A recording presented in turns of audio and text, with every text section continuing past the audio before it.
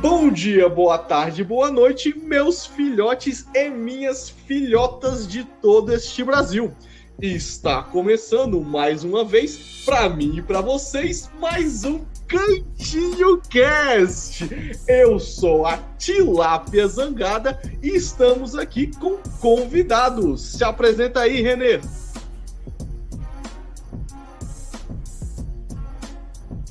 Não precisava demorar tanto, mas você pode se apresentar. Tá bom. Bom dia, boa tarde, boa noite, minhas filhotas e meus filhotes. Eu estou falando aqui dessa maneira de propósito porque eu sou o doppelganger do Tilápia.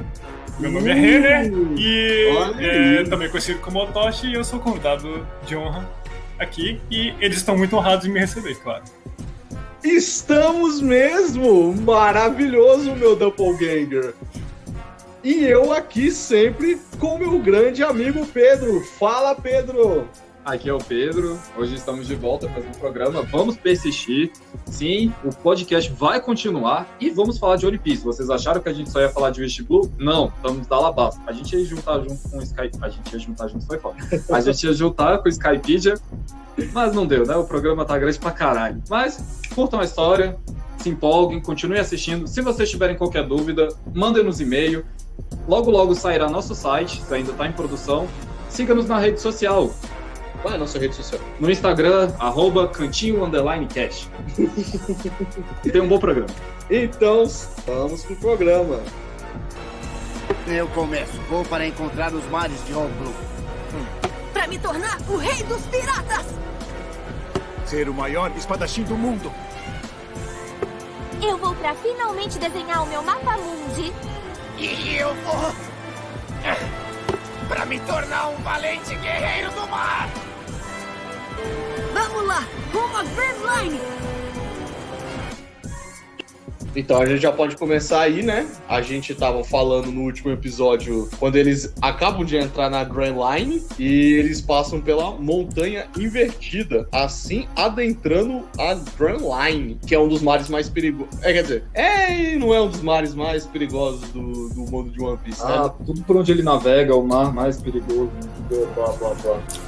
Pelo que eu entendi, o oceano é a coisa mais perigosa, ainda mais nessa linha. Mas aí, como ele é muito grande, então, tipo, ao mesmo tempo que ele é o mais perigoso, é meio... Na sorte no azar, joga.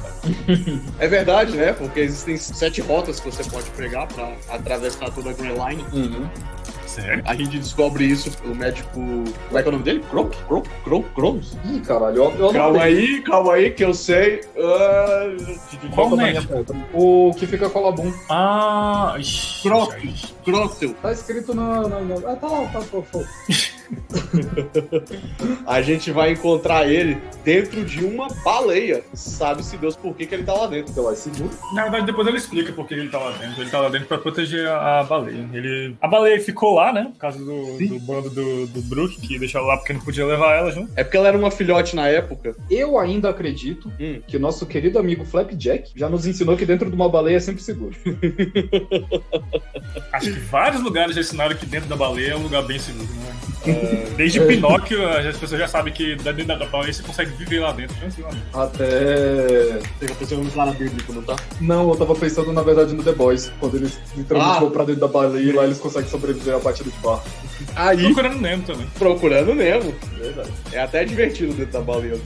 Aí, né, os nossos Mugiwaras, como o Pedro me corrigiu no último programa, encontram uma baleia-ilha, só que ela é uma baleia-ilha gigante. Ela é uma baleia grande dentro das baleias-ilhas, que fica arremessando a sua cabeça contra a Red Line, porque ela ainda espera encontrar os seus amigos, né? O bando pirata que deixou ela lá quando filhote para ser cuidada desse médico chamado Crossus. E aí, eles encontram o médico, por um acaso, dentro da baleia, porque o Luffy resolveu dar um porradão no olho dela. Maravilha. Esse cara é um senhorzinho muito simpático, que faz piadas um pouco idiotas, um pouco repetitivas e fora de contexto.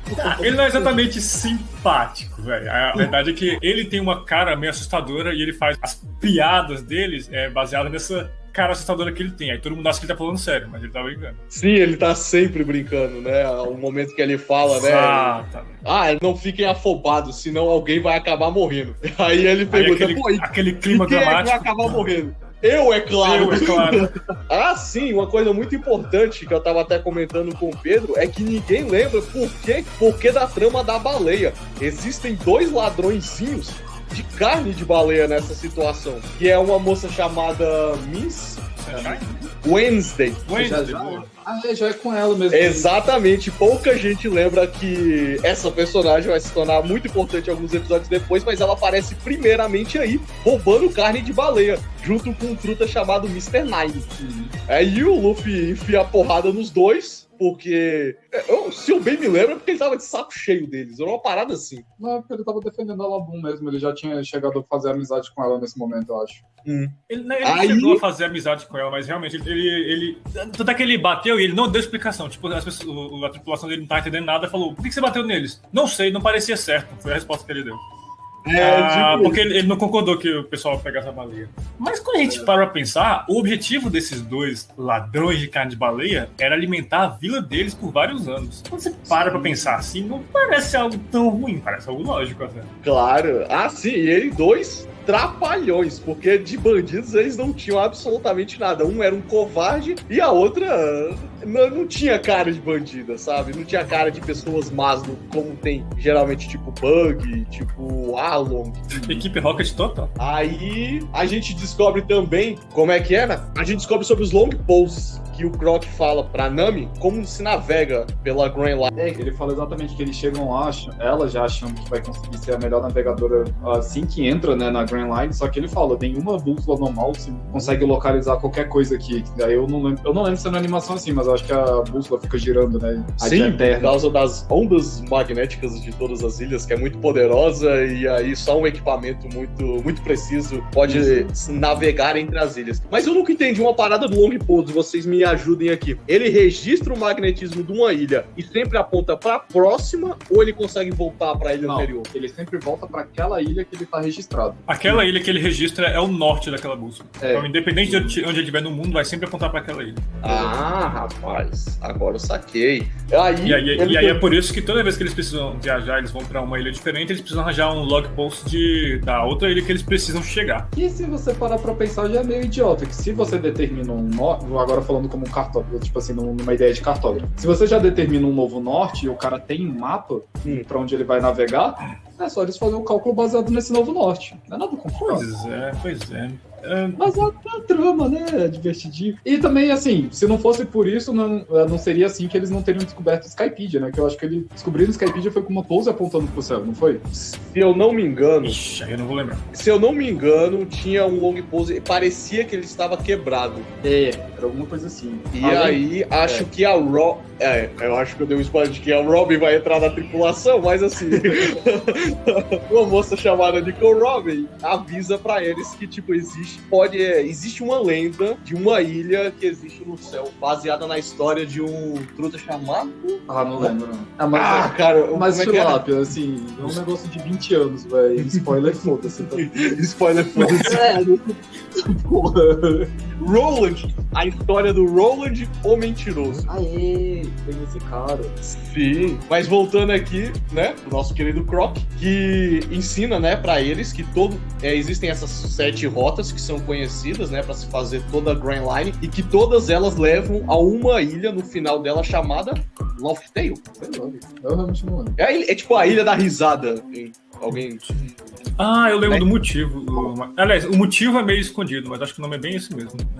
É isso mesmo. E que, curiosamente, essa é a outra parte mais engraçada, todos os piratas da péssima geração, pior geração. Da pior geração, navegam por uma rota específica, eles nunca se encontram até chegar no arquipélago de Sabolt. Né? Eles andam na mesma rota? Não, eles navegam cada um em uma dessas 7 rotas. É porque pra atravessar, né, toda a Grand Line, você tem que passar ou pela... Como é que é o nome lá de cima? É pela ilha lá dos Teriubitos. Isso, pela ilha dos Teriubitos, ou você passa por debaixo, que é pela ilha dos Homens Peixe. É por onde todos os piratas passam. Todo mundo sempre tem que fazer essas 2 rotas pra você continuar. Então, aí o Luffy, né, chega até a perguntar se o tesouro de One Piece se encontra nessa última ilha. E o Croc diz que a grande probabilidade é que seja realmente na última ilha. E que só uma pessoa chegou lá, que é o grande Goldie Roger. O mundo de One Piece é redondo? Eu penso que sim. No entanto, a Grand Line, ela é uma faixa, como se fosse um anel. Então por que a última... Por que as pessoas só não vão de ré pra achar a última ilha, então? Vão de ré? Ah, não, mas isso aí é porque toda pessoa que vem fora de qualquer outro dos mares que não seja da Grand Line, eles só conseguem pela Reverse Mountain, né?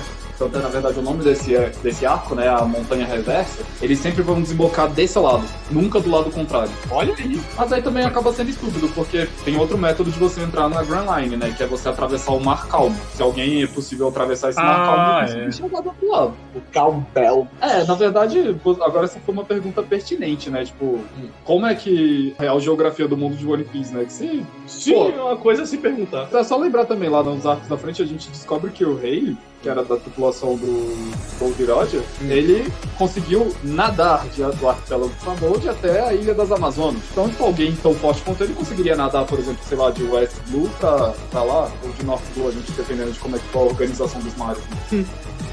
É uma coisa, né? É porque, como você mesmo disse, existem piratas que não estão nem um pouco afim de encontrar One Piece, eles só querem ficar na deles. Acho que o Rayleigh é mais um desses casos. Eu acho que isso era aquele caso que era melhor a gente não ter discutido, que só vai piorar a situação. Só vai piorar a situação. Então, vamos em frente. O que acontece também esse pequeno arco, né? De alguns poucos episódios. É que, ao ver que a Labum, ela tá quase que meio que se matando aos poucos, né? Pra reencontrar os seus amigos, que meio que fugiram, né, da Grand Line. Então ela fica tentando bater a cabeça na Red Line pra destruir a muralha e poder rever os amigos dela. O Luffy meio que começa a enfiar a porrada na baleia, tipo assim, do nada. E aí ele começa a espancar ela até ela revidar. Quando ela revida, eles lutam alguns segundos e ele grita: acabou, nós empatamos. Aí ela olha perplexa pra ele e ele fica do tipo: agora vamos fazer o seguinte, eu não posso ficar aqui, eu preciso ir me aventurar, mas um dia eu vou voltar e a gente vai terminar essa luta. Enquanto isso, você fica aqui e me espera. Ele faz o desenho dos Mugiwaras na cabeça da Labum e fala: não vai bater a porra dessa cabeça na parede, porque senão vai manchar o desenho da nossa disputa, que é a promessa que você vai fazer comigo. Aí a baleia fica feliz, o Croc fica feliz porque ele fez a baleia feliz e dá um long pose pra eles poderem navegar. Ah, sim, outra coisa que também acontece, e agora você me lembrou disso, é que quando eles vão partir pra uma das ilhas, né, que é a Whiskey Peak, que é a ilha desses dois bandidinhos, que eu acho que eles dizem que precisam resolver uma parada lá. Eles caem na lorota deles por algum motivo. E aí o Croc olha pro céu e ele pergunta: e aí, Roger, você acha que esse é o grande pirata que nós estamos esperando? E deixa isso aí no ar, enquanto eles vão navegando pra próxima ilha. É a hora que vocês falam alguma coisa, quando eu calo a boca. Tá, como você falou, foi muito completo, não tem muito o que falar mais. Mas, ó, fica curioso a parte, tipo, parece que todo grande momento, todo mundo... Sempre tem alguém que conheceu o Roger naquele momento da história. O Roger, quando passou na Good Line, ele devia ser ninguém ainda, né? Então como é que alguém lembra do Roger? Ah, a gente não falou, mas tem um cara no bar lá naquela ilha antes da Grand Line, como é que é o nome da porra da cidade? Eu não lembro dela, mas é lá do cidade... Smoke. Ué, lá é a cidade onde o Roger nasceu. Onde ele foi executado também. A cidade do começo e do fim. Lá na cidade do começo e do fim. É porque o nascimento e a morte do Goldie, tem um bar onde o Goldie adorava ir. E antes dele se aventurar na Grand Line, ele fala pro taberneiro lá. Ele fala: porra, acho que vou pro mar de verdade agora. E aí o cara fala: pô, irmão, tá louco? Você é um bom cliente, fica por aí, ganha uma grana legal. E aí ele sorri e fala: meu irmão, eu cansei, eu quero conquistar, eu quero abalar o mundo. E aí ele vê também no Monk a mesma expressão de aventura, né? De desejo por aventura. E ele fala: porra, esse cara lembra muito o Goldie. Agora que você falou, bem curioso mesmo. E tipo... Eu acredito que, assim como o Luffy, por onde o Goldie passava, mesmo que ele não fosse um ninguém, ele deixava sua marca, todo mundo reconhecia ele. Eu acredito que seja isso. Então até que a gente tá descobrindo mais sobre isso nos arcos atuais, que a gente vai falar nos podcasts pra frente. Sim. Sim, a lorota que ele cai, na verdade, é dos dois, é porque ele caiu na história lá de que eles realmente precisavam da carne pra poder alimentar a população lá de Whiskey Peak, que era a cidade deles, e que é uma cidade que aceita qualquer pirata de braços abertos, porque é o que traz o comércio pra eles e o caralho a quatro, e é isso que leva os chapéu de palha pra lá. Ah, é verdade, eles são recebidos pra uma festa, né? E é onde começa toda a trama, né? Que, a partir desse momento mesmo, que a gente tem alguma coisa a ver com Alabasta, que é quando eles têm a introdução do Baroque Works.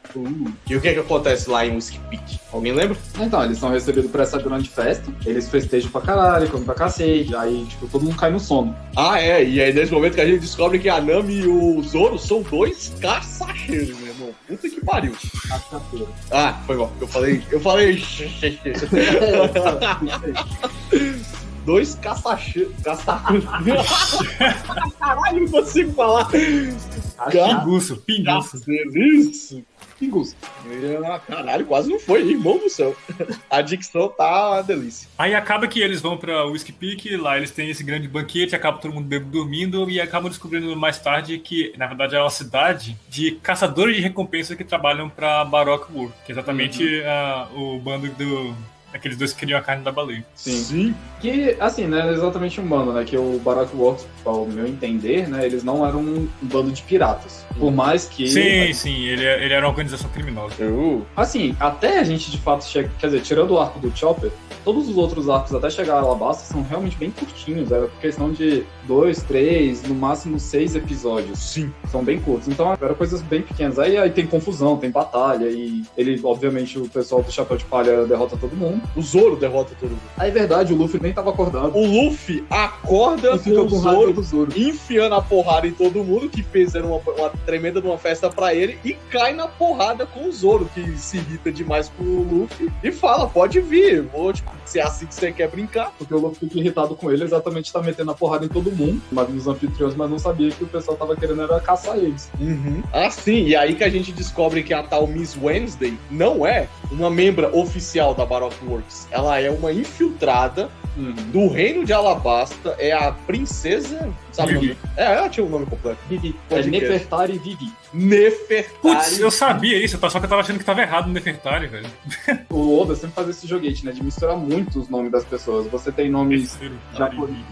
Você tem nomes japoneses, você tem nome arábico, que o Nefertari é mais lá desse pessoal do Oriente Médio. Você tem nomes americanos, como o do próprio Barba Branca. Edward Gator. Exatamente. Você tem bastante. Ele usa bastante essa diferença de região pra também mostrar. Acho que é pra mostrar o crescimento. Quer dizer, mostrar que o mundo é grande, mas também não fala porra nenhuma. Agora a gente ficou até na dúvida de como é que é a construção. Agora que eles descobriram que a Vivi é a princesa de Alabasta, aí ela pede ajuda para eles, se eu me lembro bem. Sim. E eles decidem acompanhar ela até a ilha dela pra ajudar. No entanto, um dos ajudantes dela, né, um dos servos dela, fica pra trás e morre numa explosão de barco. O Mr. Nine não morre, não. Ele não morre, não. Ele se sacrifica. Agora você deu um spoiler, né, irmão? Ele se sacrifica pra eles poderem ir embora, mas no final o Oda... Eu não sei por que o Oda não matou esse cara, mas ele não morreu. Sabe Deus por quê.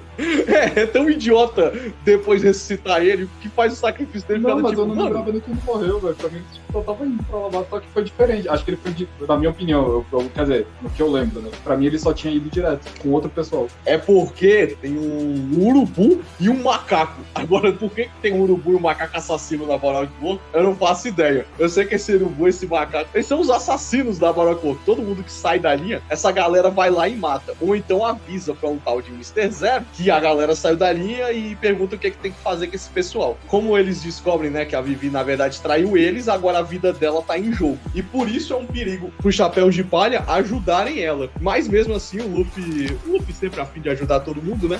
Ele vai lá e compra a briga dela. E aí esse cara tem que ir como isca, e aí eles meio que explodem ele e não explode. Eu também não sei como é que ele sobreviveu, só sei que ele sobrevive. Depois de Whiskey, quando eles decidem ajudar a Vivi, eles vão pra Little Garden. Que Lembra por quê? o Little Garden, ele só cai na ilha. A Nico Robin aparece nesse momento. E ela fala pra eles que agora que eles sabem que a Vivi já traiu eles vão atrás de matar eles. Só que a Grand Line é um lugar tão perigoso, é tão ridículo tentar sobreviver, que ela nem precisa perder o tempo dela. Ela simplesmente deixa e ela fala, ó, a ilha é ali. E se vocês quiserem, o log pose pra chegar lá tá aqui. Pode pegar e ir lá. Eu nem vou me dar o luxo de perder meu tempo com vocês. Miss All Sunday nessa época. Miss All Sunday, você me lembrou ainda hoje, né? A gente ainda não sabia que o nome dela era Nico Robin. E aí sim eles vão pra Little Garden. Por que Little Garden? E que, antes disso, agora aí o Tilápia também fez uma referência, que até o Oda, eu não sei na verdade se é o Oda ou se é o pessoal que faz o anime, a Nico Robin sofreu whitewashing, pintaram ela de branca no anime. Sim, porque ela tinha um tom de pele mais escuro mesmo no começo da história foi ficando mais claro com o tempo. E ganhando seios, mas isso aí é tipo todos os personagens do... Sim, mas eu reparei, muitos dos personagens, o próprio Soap, ele ficou mais branco também, ele tava branco. Sim. Como era? Eu não vi o anime, eu li o mangá. Mas eu vou te falar, em relação ao mangá, não dá pra dizer muita coisa, porque o mangá é tudo preto e branco, né? E o tom de pele dela no mangá não era exatamente mais escuro que os outros, era tudo a mesma coisa. Então pode ter sido realmente uma alteração pelo pessoal do anime. Por quê? Whitewashing. Olha o preconceito aí enrustido na galera que pinta o anime do One Piece. Porque se você olhar, por exemplo, artes originais do mangá mesmo, desses primeiros arcos, você vai ver que o tom de pele do Usopp, por exemplo, é o mesmo tom de pele do Luffy e dos outros. Isso é verdade. Nas capas do mangá são iguais. Assim, o que eu diria da diferença de tom de pele não é nem exatamente porque eles são pardos ou porque eles são, tipo, literalmente de outra etnia. É porque eles só pegaram um pouco mais de sol. Essa que eu diria, assim, uma diferença mesmo na arte do mangá, né? Das capas do mangá. Do anime, realmente, sei lá, velho. Eu, particularmente, eu conheci o One Piece, foi na TV aberta. Na TV aberta? Na TV aberta? Sei lá, mas foi, tipo, na TV, não foi em site. E a gente pegou aquela da empresa americana chamada 4Kids, que também censurou pra caralho o Yu-Gi-Oh! E, mano, a censura era bizarra, no nível de trocar o cigarro do Sandy por um pirulito. Eles tinham personagens que eram negros e transformaram brancos, armas de verdade eles transformaram em arminha de água, removiam facas, tiravam o decote feminino e essas porra, velho.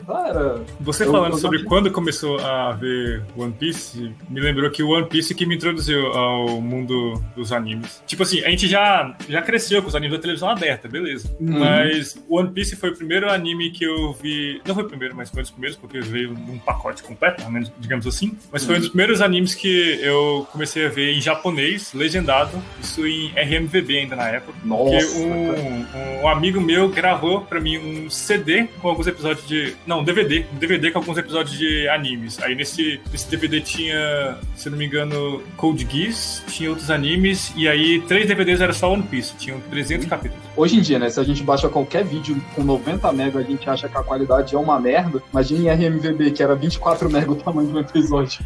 Pois é, né? Aquele tempo lá a gente assistia umas coisas meio... aceitável que tinha.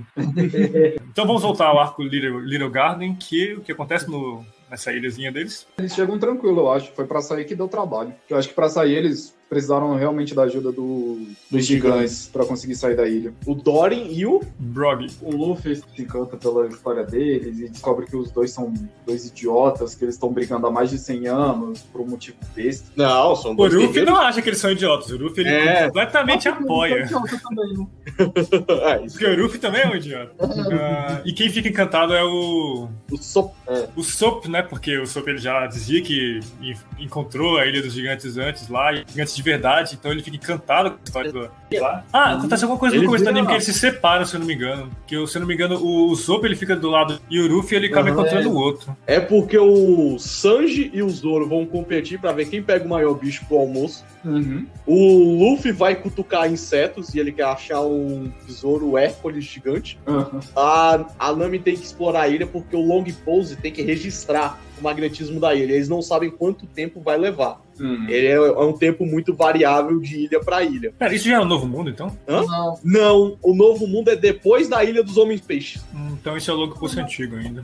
Não, é porque depois do Novo Mundo eles usam um Logo Pulse que são 3 bússolas. Aí eu lembro que tem que fazer esse registro. Então, Little Garden, na época eu lembro de ter assistido, foi um arco até interessante, exatamente por isso. Os dois descobrem da briga do Dory e do Brog, tanto o Luffy quanto o Usopp. Aí cada um toma um partido. Agora eu não lembro quem escolhe o lado de quem, mas cada um toma um partido. Mas o motivo era uma coisa idiota. Eu lembro que o motivo da briga dos dois... Pra ver quem pescou o maior rei dos mares. Então, era um motivo muito imbecil. Assim. Enquanto um claramente era 2 milímetros maior que o outro não aceitava isso. Então eles caíram na porrada pra ver quem é que tinha razão. E foi uma briga de 100 anos. Assim, que ainda está acontecendo. Não, depois que o Luffy passa por lá, eles se aquietam. Não, mas ainda a gente não continua. Depois no mangá mostra uma capa, eles ainda estão lá. Eles só perdem as armas, eles continuam na mão. Guerreiros orgulhosos de Elbaf. E a justificativa da luta é que, de acordo com as regras de Elbaf, se eles não conseguem entrar em acordo e um aceitar a derrota, eles têm que lutar na mão para decidir um vencedor. E aí o deus deles decide que correto é aquele que fica vivo. E como nenhum dos dois nunca morre, eles sempre empatam a luta, então a disputa permanece. Sempre. Vai dali pra todo sempre. Tem isso aí também. Mas aí, assim, o core dessa porcaria aí foi pra a Nami ter sido picada por um inseto desconhecido pré-histórico. Sim. Passar muito mal e eles necessitarem de um médico. E ter a real necessidade de ter um médico no grupo. Então foi pra isso que foi o Little Garden, na minha opinião. Não, tem a introdução de mais 2 vilões, que é o Mr. Tree da... Não, esse é o Tio. Esse é o Tio? Então, o Mr. Tio, que é o da vela, e a Miss Doublefinger? Eu acho. A Doublefinger é artista? Acho que é. A Miss Doublefinger, que são 2 usuários de Akuma no Mi. E que nome caralho. Doublefinger? Sei,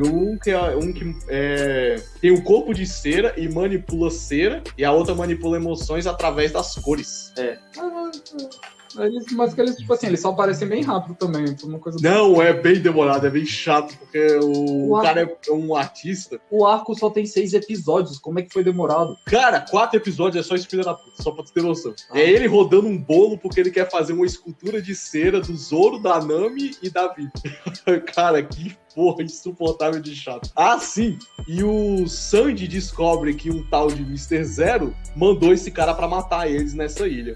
Que aí quando eles descobrem que existe um cabeça pensante no Baroque Works. Sim, o que é um Dendemushi, você fala? O Dendemushi. Isso aí ele descobre o que é um Dendemushi. Que é um caramujo ou um cara... É um caramujo. É um caramujo. Um caramujo que é um telefone. É muito bizarro. Já explicaram esse bicho? Ele é um ser vivo. Que por um acaso é um telefone. Não, eles conseguem se comunicar entre si. Aí o pessoal não fala exatamente se é telepatia que eles têm entre eles, mas eles existem esse tipo de conexão. E que eles também fazem vídeo chamado. É verdade. É verdade. Eles não só fazem vídeo chamadas, como são câmeras também. É muito louco. E aí o Sandy fala pra esse cara que tá todo mundo morto. Então vamos agora seguir pra ilha de... Cada ilha, né, dentro de One Piece, da Grand Line, não de One Piece, elas têm uma característica única, seja climática, seja de monstruosidades, seja disso. Cada ilha é única, nenhuma ilha é igual. Mas eles realmente falam, né, tipo, ilhas de inverno, ilhas de verão, ilhas de outono. Eles têm esses nomes, porque a ilha fica eternamente num clima... Que é o caso da Ilha de Drum, ela é a ilha do inverno eterno. Exatamente. E eles descobrem nessa ilha que existia um médico supremo que conhecia a cura toda e blá blá blá e... Na verdade, era um reino de médicos, tinha uma parada assim, né? Que eles eram conhecidos pelos médicos deles. Não, mas não era um reino. Sim, era um reino, sim. Era um reino que ele tinha conhecido por sua medicina avançada, porque tinham muitos dos melhores médicos do mundo nesse reino. Sim. Mas não é que era um reino de médicos. É porque o rei, o Apple, eu acho que foi ele ou foi o pai dele que caçou isso, buscou isso, né, na verdade. Sim, sim. O pai do Apple, ele era um rei bondoso e ele ajudou muito a medicina naquele país lá, ele cuidou bastante e tinha médico para todo mundo e de graça. Só que aí quando passou isso pro Apple, filho, e o Apple, ele era uma pessoa muito mimada, muito egoísta, e ele decidiu que as pessoas, se quisessem se tratar, tinham que vir pedir para ele, e ele que tinha que autorizar. Então ele reuniu todos os médicos e juntou só pro grupo dele. Ele virou um tirano. Aí quando eles ainda Então, acabam de chegar nessa ilha, né? O Luffy... Eles conhecem o Apple primeiro, né? Eles meio que comem o navio do ele dá uma mastigada lá no navio do Luffy, aí o Luffy fica muito putaço e arremessa ele no oceano. E a galera tem que ir lá buscar ele, porque ele é um usuário. Ele é um usuário de Akuma no Mi. E ele tem a fruta, acho que é a fruta da fome, uma parada assim, né? A fruta do estômago. Eu sei que ele consegue comer qualquer parada. Só lembrando, foi nesse momento, tipo assim, num arco de transição de Little Garden pra Ilha de Drum, ou foi da Ilha de Drum pra Alabasta que aparece o Garp? O Garp, ele aparece... Cara, no começo, é bem no começo. Então é quando eles estão indo pra Whiskey Peak ainda, né? Assim. Quando eles estão indo pra Whiskey Peak ainda, o Garp aparece.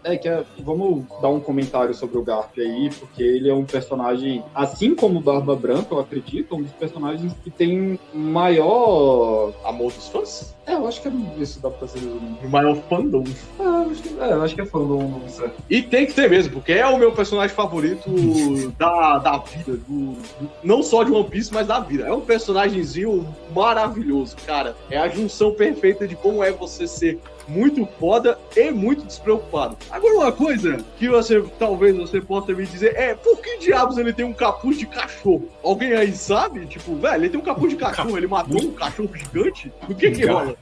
Cara, não sei, eu nunca nem prestei atenção nisso. Ué, coloca aí no Google Imagens agora, Garp, e coloca assim, barco, vice-almirante Garp. É uma cara de cachorro. Coloca esse cara que ele tem um capuz de cachorro. Tipo assim, alguém já percebeu que ele teve que matar e esfolar um cachorro vivo pra fazer aquilo? Você sabe que não necessariamente precisa matar, alguém pode ter feito, né? Ai, meu Deus. É pra isso que existe artesão. É, claro que foi isso. Não existe só açougueiro no mundo, cara. Ok, eu não lembrava disso de jeito nenhum. Não consigo nem pensar no motivo pra isso. Ninguém pensa.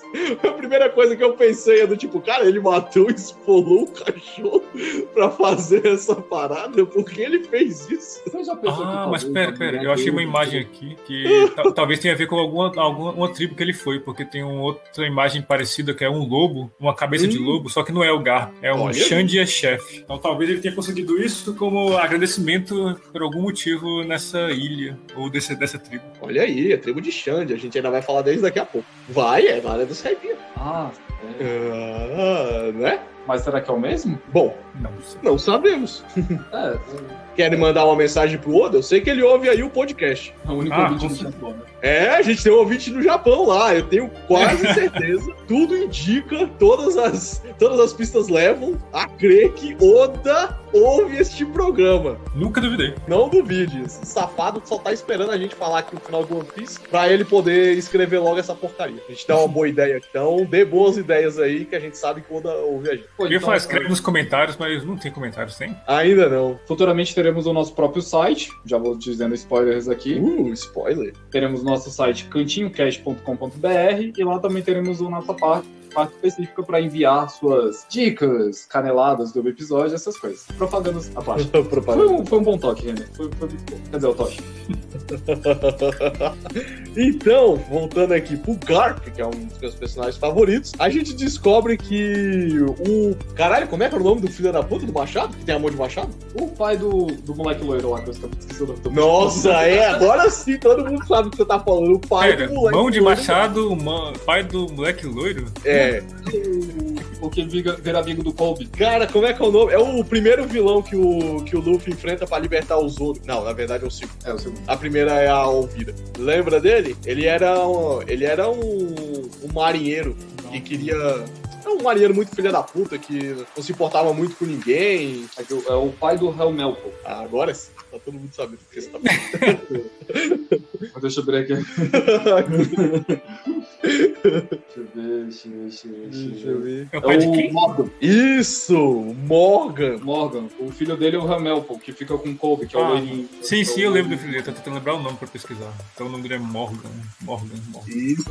O Morgan vai ser executado. E ele vai ficar sob a supervisão do vice-almirante Garp, o herói da marinha, também conhecido como Garp o Punho. descobriremos depois que ele é tão poderoso que ele só utiliza as mãos dele. Ele se recusa a utilizar qualquer outro tipo de arma, porque nunca seria tão eficaz quanto o punho dele. Aí, a gente descobre que machadada no peito depois de dormir por comer, por quantos? 800 donuts?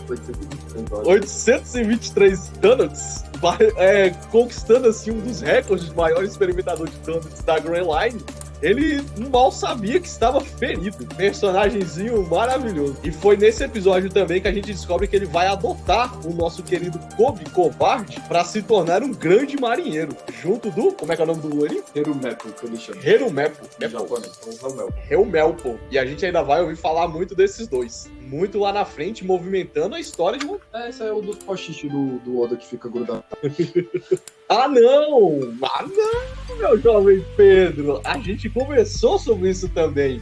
Nesse episódio, o Kobe, ele se vê de novo em frente a uma grande injustiça, que era o Morgan. Ele estava disposto a matar o próprio filho para poder fugir do barco, sem se importar muito. Eu acho que ele nem lembra que ele tinha um filho, que ele estava segurando o filho dele ameaçando de morte. Ele fala que aquele personagem é tão covarde, ele é tão ridículo, que ele nem considera ele como um filho. Então por isso que ele nem se importaria de tirar a vida a ponto dele conseguir escapar, mesmo a custa da vida do próprio filho. E a Marinha, vendo tudo isso, e não se importando também muito com o filho dele, está pronta para executar tanto o coitado do filho dele, quanto o Morgan. E aí o Kobe entra na frente de um canhão, desobedece às ordens dos oficiais superiores dele e diz que aquele rapaz é seu amigo. E, portanto, ele vai fazer de tudo para poder ajudar ele dentro dos limites da justiça que ele tanto acredita. E mais na frente nós vamos ver ele fazendo isso mais uma vez. E, novamente, essa cena toda só acontece porque o pessoal achou que o Garp estava morto após levar um corte de machado no peito. Mas o desgraçado só estava dormindo. Literalmente só isso. Vocês estão dizendo que isso aí tudo acontece antes do pessoal encontrar o Zoro? Ou antes de encontrar o Chopper? Se você quiser saber onde é que vai na Netflix. E vai lá na Entry the Grand Line e os primeiros episódios lá você vai ver esse... Então, eu acho que isso é até antes de Whiskey Peak, alguma coisa assim. A gente é assim que eles entram na Grand Line e o Luffy pega um jornal e vê a cara do Kobe. E aí eles contam a história, né? E por um acaso, como o Garp tá junto deles, se torna uma coisa muito importante. É no episódio 69. Ah, tá. Não, isso é mais atrás, tá? Entendi. É bem mais atrás. É porque é bom ressaltar o Garp, né? Que aí toda essa história, o Garp, ou o nome dele completo é Monk D. Garp, ele é avô do Monk D. Luffy e pai do Monk D. Dragon. Exatamente. Que família, hein? Que família boa, né? O maior revolucionário do mundo e o homem mais procurado do mundo. Uhum. O maior na verdade, herói. O herói da Marinha, um dos maiores almirantes, que nunca alcançou o cargo de almirante, pois odeia responsabilidades e não vai muito com a cara dos dragões celestiais. E os almirantes tendem a se tornar guarda-costas pessoais dessa galera. Então ele nunca quis assumir essa responsabilidade. E jogou tudo na mão do seu grande amigo Sengoku. Coitado, né? Isso aí só foi um pouco porque a Ilha de Drama é tão chata que a gente prefere falar de uma coisa de 2 episódios que aconteceu bem antes. Não, 2 episódios importantíssimos. Só voltando a fazer um resumo bem rápido da Ilha de Drum. Nessa história toda, quando eles chegam na Ilha de Drum pra poder socorrer a Nami, o Zoro fica cuidando do barco. Sim, e sem camisa. Treinando na neve, porque ele acredita que em temperaturas muito baixas ele conseguiria ter mais resistência no corpo dele. Ele só consegue várias câimbras e uma gripe. E eles descobrem que a única pessoa que talvez conseguiria curar a Nami seria a bruxa. E quem era a bruxa? Era uma médica misteriosa que aparecia na vila de vez em quando, para poder ajudar o pessoal lá que estava passando por necessidades, no caso de doenças ou alguma coisa assim. E eles falam que eles poderiam encontrar esses medicamentos, ou, na verdade, não é um medicamento. Essa médica, essa bruxa, fala que ela precisa de uma folha, uma flor. E essa flor só era encontrada dentro do castelo de Wapol, que fica em cima de uma montanha. Ah, é verdade. E quando eles estão nesse caminho para essa montanha, eles encontram uma criatura estranha, no qual o Luffy acha que é um Tanuki, né? A tradução correta é um guaxinim. Quer dizer, é um tipo de guaxinim, mas aí eles traduzem direto como guaxinim. E obviamente o Luffy quer comer. Que ele tá subindo essa montanha com o Sanji. E o Sanji quer matar essa criatura pra preparar, porque acha que daria um bom ensopado. Lembrando que eles foram atacados por coelhos sanguinários gigantes. Isso. E obviamente o Sanji matou todo mundo em vez de comida. Na verdade, ele chuta todo mundo, né? Eu ia falar bate em todo mundo, mas ele não bate ninguém, ele chuta as pessoas. É uma forma de bater em alguém, você sabe, né? Não é. Top socão é soco. Chute, na verdade, não é soco com o pé. Inclusive, vocês sabem por que o Sanji ele luta com os pés? Bom, a gente explicou no primeiro programa que ele foi salvo, né, pelo um pirata, um grande pirata, que era muito conhecido por ter uma perna muito forte e chutava muito bem a galera. E como ele foi salvo por esse cara, eu imagino que ele tenha treinado o Sanji na arte do chute. Ou na verdade eu acho que sim, mas não. É pelo objetivo de cozinheiro, não é? O objetivo dele é porque ele é cozinheiro. Ele acha que as mãos dele devem ser utilizadas só para cozinhar. Então ele não suja as mãos dele numa luta. Então ele só chuta por conta disso. Bem lembrado a gente ressaltar isso. Mas, de novo. Assim você quer dizer então que um tapa é um soco de mão aberta. Tá, é um soco de mão aberta. Que não vale no top socão. Vamos fazer isso. E só que enquanto eles estavam caçando essa criatura misteriosa, porque essa criatura é uma coisa pequena, de um cabeção com um chifre quebrado, obviamente tinha chifre e um deles estava quebrado. Nariz azul. E eles vêm a conhecer ela vem a conhecer exatamente agora o novo integrante do bando, Tony Chopper. Tony Chopper. É isso aí, que pra quem vê o anime japonês. Pra quem vê o mangá, foda-se, né? Lê de qualquer jeito. Aí eu gostei ali. Aí eles vêm a conhecer essa criatura que comeu a Hito no Mi, ou a fruta do humano, não do homem, do humano. E ela já, antes mesmo de comer a Hito no Mi, ela já sofreu um preconceito no seu bando de cervos? Renas. No seu bando de renas, por ela ter um nariz azul. Sim, era visto como um monstro.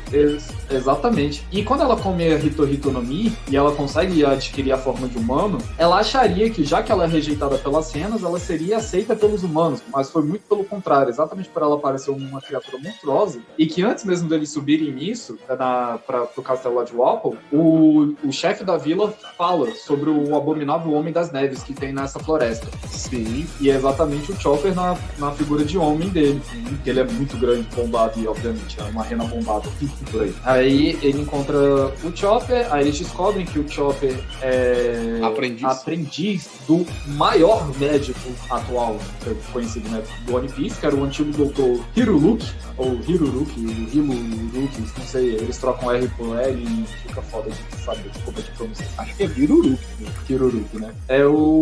E ele cresceu aprendendo as técnicas com esse doutor, que falava que não existe essa coisa de preconceito, porque se há doença, essa doença pode ser curada, independente do método que ele possa usar. Aí isso que era, na verdade, esse doutor acabou sendo meio que exilado por causa disso.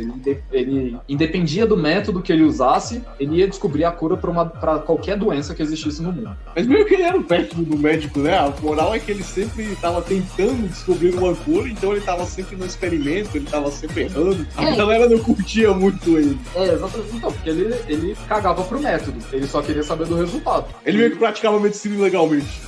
Vamos dizer assim. Mas isso treina muito bem o Chopper. Quando o Dr. Hiruruki morre, ele acabou junto da bruxa, que a bruxa, já que o Apple ele saiu do castelo, porque o motivo do Luffy se encontrar com o Apple, agora eu não tenho certeza dos fatos, mas é porque ele já tinha saído da ilha, não foi porque a ilha se revoltou, eu não lembro se foi porque a ilha se revoltou com ele ou porque ele quis, mas ele eu lembro dessa parte. Ele tava atuando como pirata, né? Foge da ilha porque a ilha estava sendo atacada por um bando de piratas. Em vez dele pegar os soldados do castelo e defender a vila, ele resolve fugir da ilha e deixar eles se virarem com os piratas lá. E aí, enquanto ele foge, a doutora Kureha aproveita pra tomar o castelo dele pra ela.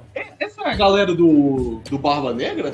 Eu acho que é a galera do Barba Negra. Alguma coisa me faz parecer lembrar que era a galera do Barba Negra que foi tocar o terror nessa ilha aí e ele saiu correndo. Mas se for, a gente ouve, né, falar do nome do pirata mais desgraçado que essa história vai ter. Que é Barba Negra. Foi o pirata que fez eu mudar meu ritmo de assistir o anime e ir pro mangá.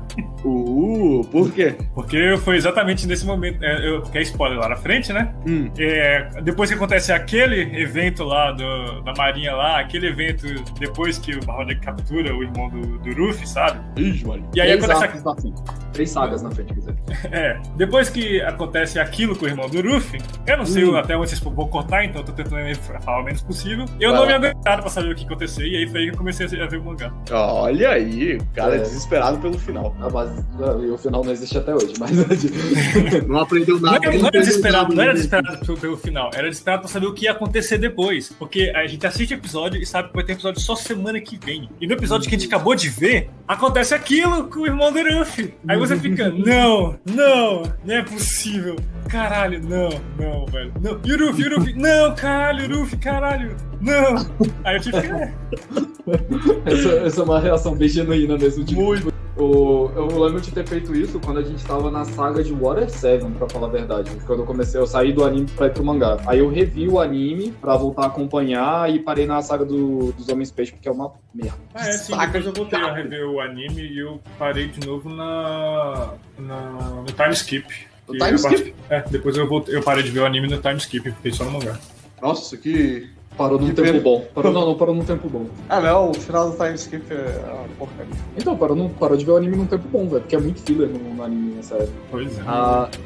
Aí, de novo, viu como que a história é tão chata que a gente se perde no negócio? Não é chato não. Ilha de Bruna é chata.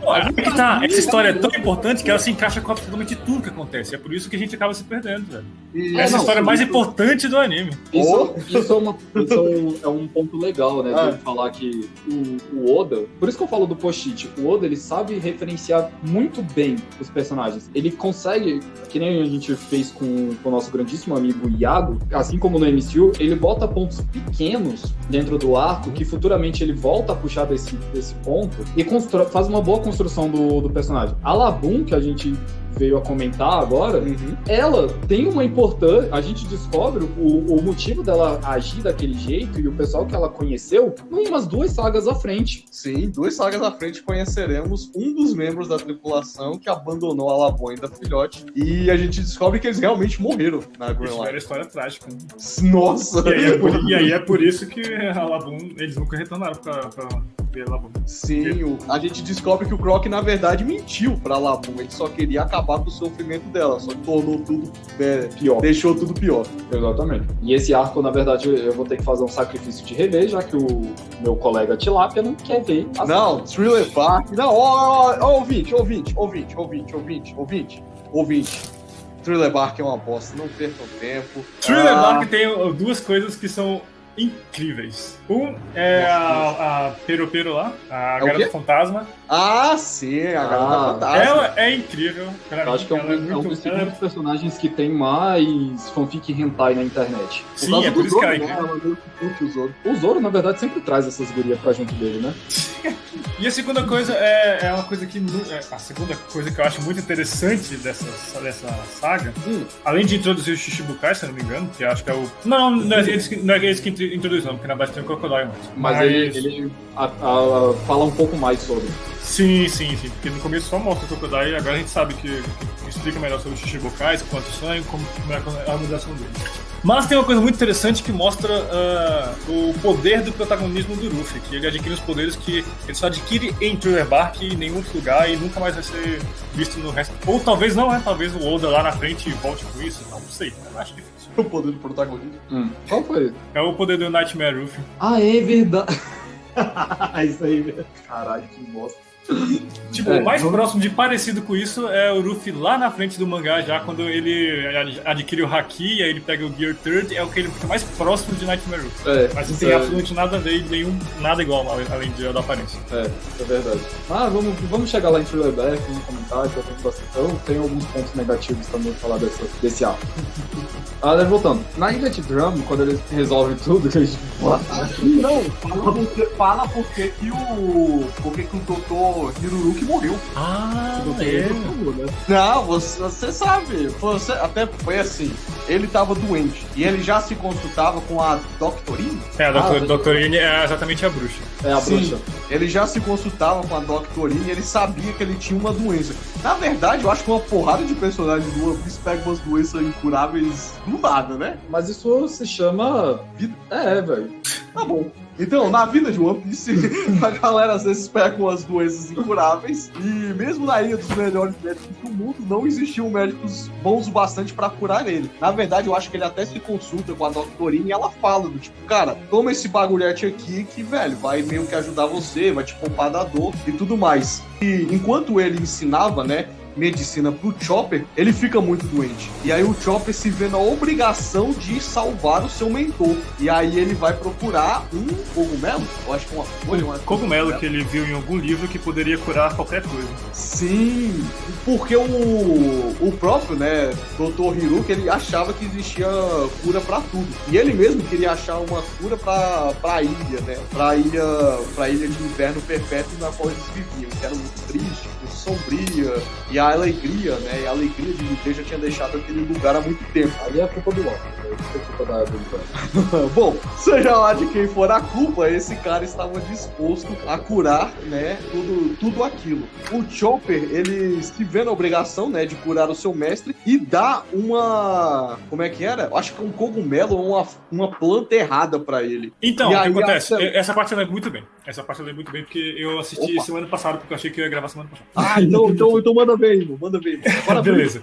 O que acontece? O médico ele ficou muito mal e o Chopper se sentiu na obrigação de curar ele. Aí ele lembra de ter visto no livro desse cogumelo que curava tudo e qualquer coisa. Então, ele foi em busca desse cogumelo e ele enfrentou o inverno, ele enfrentou a nevasca, ele enfrentou tudo, procurando em todo lugar possível. Foi lá aí que ele quebrou o chifre dele. Sim. E aí ele encontrou o cogumelo e levou de volta. E quando o médico vê o estado do Chopper, todo machucado, todo lascado, mas sorrindo com o cogumelo na mão, ele olha pro cogumelo, ele percebe que o cogumelo, na verdade, era um cogumelo venenoso. Mas visto que o Chopper se esforçou tanto para tentar salvar ele come o cogumelo com alegria e acaba aceitando a própria morte pelo cogumelo do Chopper.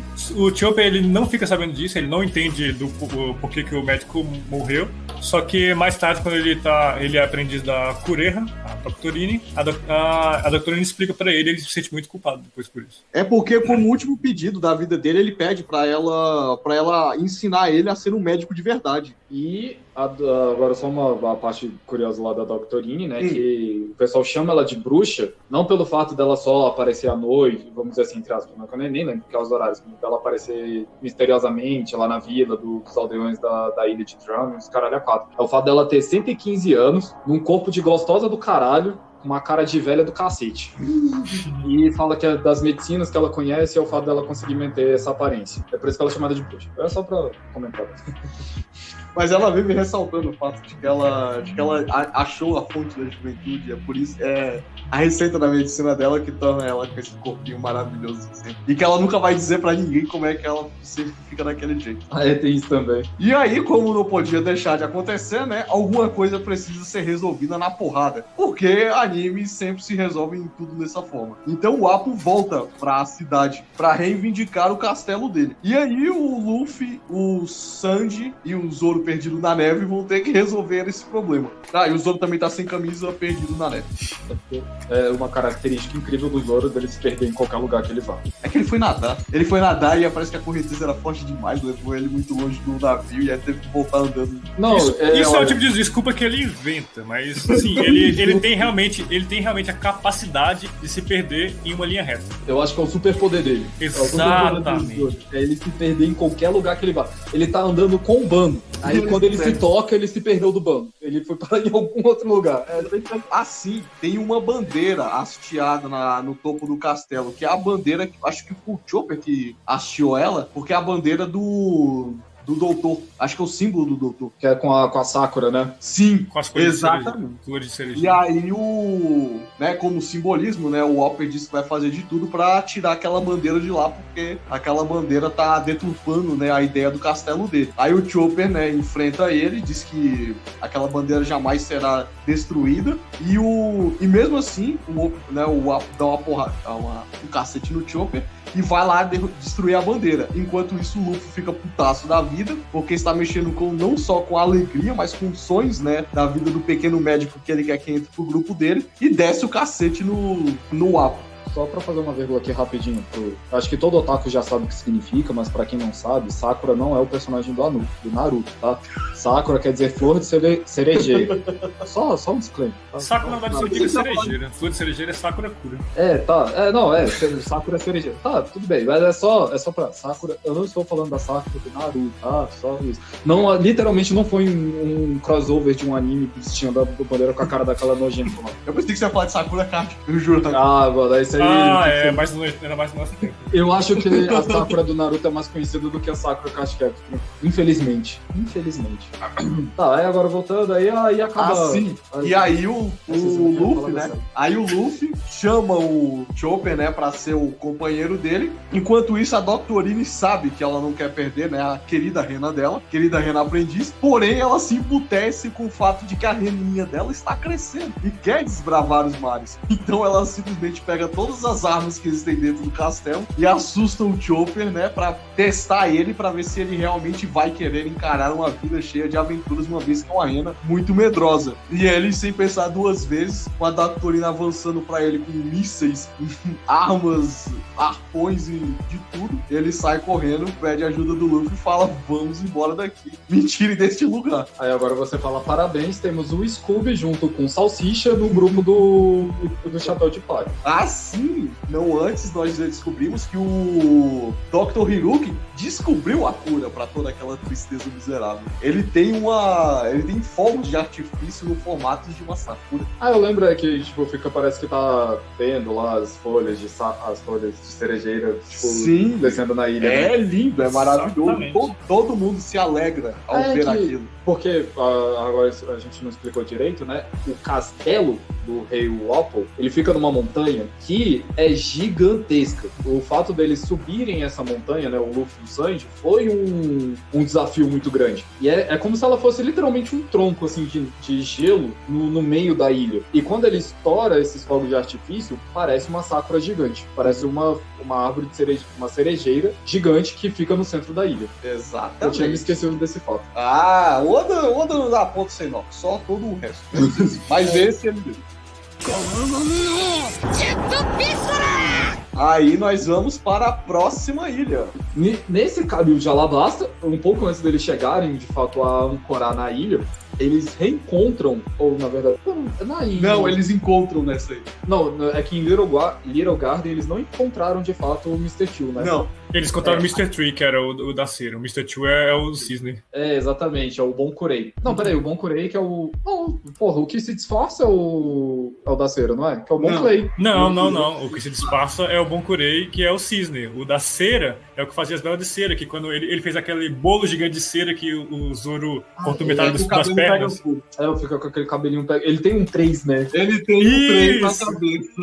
Eu confundi. É que pra mim o do Bonkurei, ele é através da cera que eles faziam a máscara dele, não? Não, ele só se disfarça. Na verdade, ele não se disfarça, né? Ele imita perfeitamente a aparência, a voz e... Ele vira e o corpo. E o corpo. Só que chega a ser ridículo, na verdade, essa cena. É ridículo de engraçado, é realmente bem cômico. Ele entra no navio pra falar com eles e durante toda essa entrevista ele vai trocando de face. Aí, num desse momento aí, ele pega a face do Luffy, só que fica ele com o corpo do Luffy, naquela vestimenta de cisne ridículo. De bailarina, tipo tutu e tudo mais. Só que com formato de cisne. Tem um cisne literalmente saindo do meio das pernas dele e plumas atrás. Aí... E nessa hora o próprio Luffy se confunde, se afirmando pra tripulação, que eu sou o verdadeiro Luffy, ele é o impostor, e o pessoal não sabe quem é o Luffy de verdade. Só que, caralho, tem um com a roupa de... porque ele é um usuário de Akuma no Mi. Qual é a Akuma no Mi dele? A Mane Mane no Mi. Mane Mane no Mi. Agora o que significa eu não lembro, velho. Ah, deve ser a fruta do espaço, com certeza. Deve ser. Ou então a fruta da imitação, olha aí. Uhum. Tanto é que, na verdade, ele só consegue se transformar na pessoa quando ele toca. Ah, depois que ele enfia um porradão na pessoa. Não precisa enfiar um porradão. Depois ele descobre que não se precisa enfiar uma porrada na cara da pessoa, ele pode só encostar o dedo. Ele só precisava tocar. Só que ele dá uma na cara do Zoro e fica uma delícia. E aí ele fica fazendo esse joguete com todo mundo dentro do bar. Porém, a única pessoa que... E ele não pega. As duas únicas pessoas, na verdade, que ele não toca lá dentro é o Sanji, que ele tava cozinhando dentro do bar, fazendo só a comida mesmo da galera, e tava lá dentro, ele não conseguiu achar. E a Bibi, porque ele não tocou na Bibi, daí eu não lembro. Eu também não lembro por quê. Ele simplesmente não tocou, foi só isso. Ah, eu lembrei como é que eles acharam esse filho da puta. Eu acho que ele tava afogado, era uma parada assim. Ah, é porque o navio deixou ele.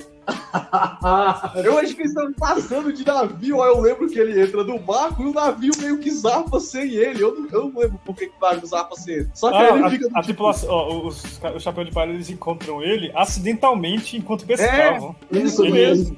Ele. Aí ele, tipo, meu navio me dá uma carona até a próxima ilha que é pra eu achar minha galera. E aí eles falam, beleza. E aí ele fica divertindo o pessoal fazendo essas brincadeiras, né, de ficar se transformando um no outro. Ele até mostra como é que são os peitos da Nami pra galera. Pra mostrar o quão bem ele faz as imitações.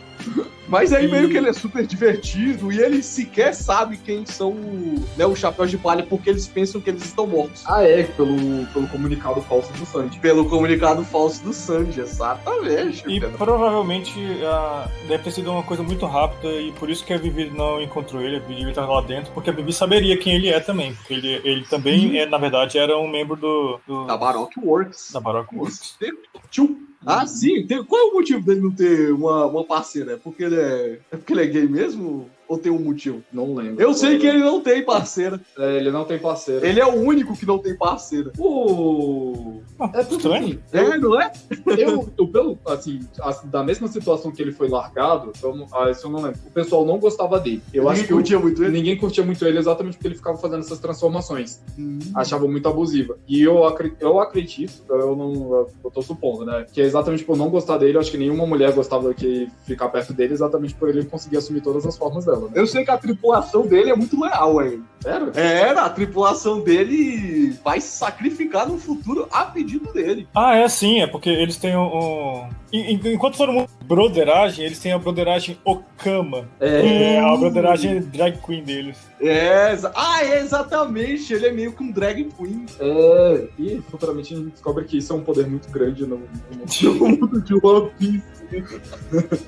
Os novos sexuais. A gente vai falar deles mais à frente. Sim, esse personagem vai ter uma gigantesca importância lá na frente, a ponto de se tornar um dos meus personagens favoritos também desse desenho. Esse cara realmente ganha o meu respeito lá na frente. Verdade.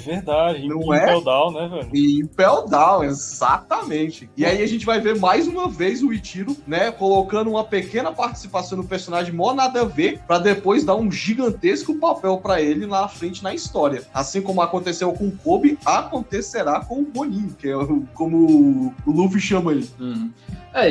Tipo assim, e acaba que essa situação é engraçada e ninguém, quando eles resgatam, né, o Bon Clay, ou Bon Clay, né, na verdade, o pessoal resgata ele, ninguém sabia que essa situação inusitada e engraçada vinha a ser uma coisa ruim até a situação de Alabasta acabar. Antes deles chegarem de fato em Alabasta, ou na verdade o nome da ilha é outro. Não, o nome da ilha não é Alabasta, o nome do reino é Alabasta. O nome do reino é Alabasta, o nome da cidade é Alabasta. Alubasta, sei lá, uma merda assim. Não, tem um nome que é Alubasta. Uma se chama Alubasta, a outra se chama Alabasta. Eu acho que é reino de Alubasta. Não, o cidade. Reino... a gente vai descer a pauta aí, depois a gente...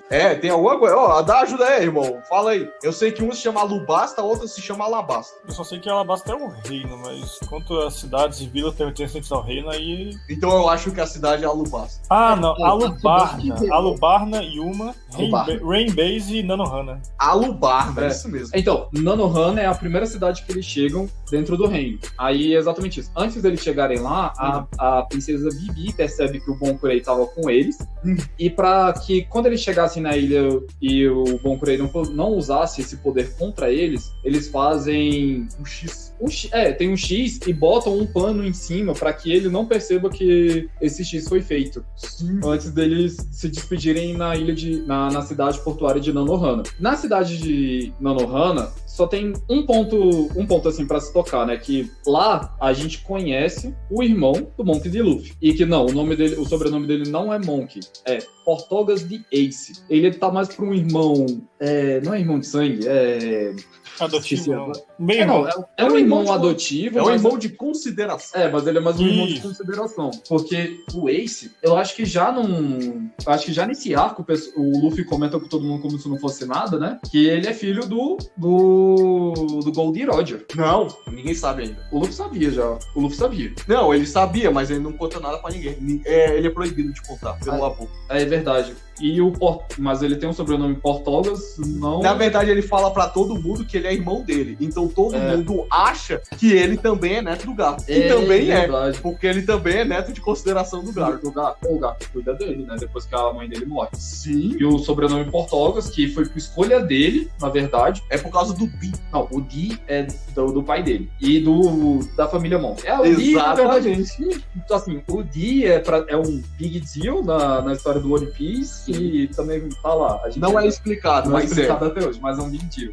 Mas o que eu tô querendo falar do Portogas. Eles selecionam o nome Portogas depois, quando ele vai pra tripulação do Barba Branca, que é o sobrenome da mãe dele. Aí eu não lembro em qual. Eu sei que tem um arco que fala da mãe dele. Acho que é só lá na Grande Guerra, né? Na Grande Guerra. Foda-se, a gente fala disso depois. Mas a ideia de todo mundo acha que ele é irmão por causa do nome dele. E porque o Luffy fala pra todo mundo. Esse é o meu irmão. Isso. E ninguém acredita nele. Porque ele é muito educado. Ele é totalmente diferente do Luffy. Ele é super prestativo, educado, ele é bonito. Ele é charmoso. Ele é charmoso. E o Monk é o completo oposto dele. E nesse mesmo bar, quer dizer, eu não lembro se é no mesmo bar, mas é nessa mesma ilha, ele reencontra o capitão da Marinha Smoker. Que foi pra Grand Line justamente pra caçar o Monk. Aí a gente tem umas confusões engraçadas. Ele descobre que o Ace só está nessa ilha porque ele está caçando um tal de Barba Negra. Mais uma vez, um tal de Marshall D.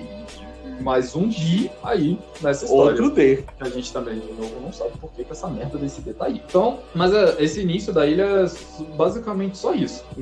Se vocês quiserem complementar. Sim, ele dá um papel pro Luffy. E ele disse que esse papel vai fazer Ele não explica o que é o papel, mas ele explica que esse papel vai fazer eles se reencontrarem no futuro. Sim, exatamente. O Luffy guarda o papel dentro do seu chapéu.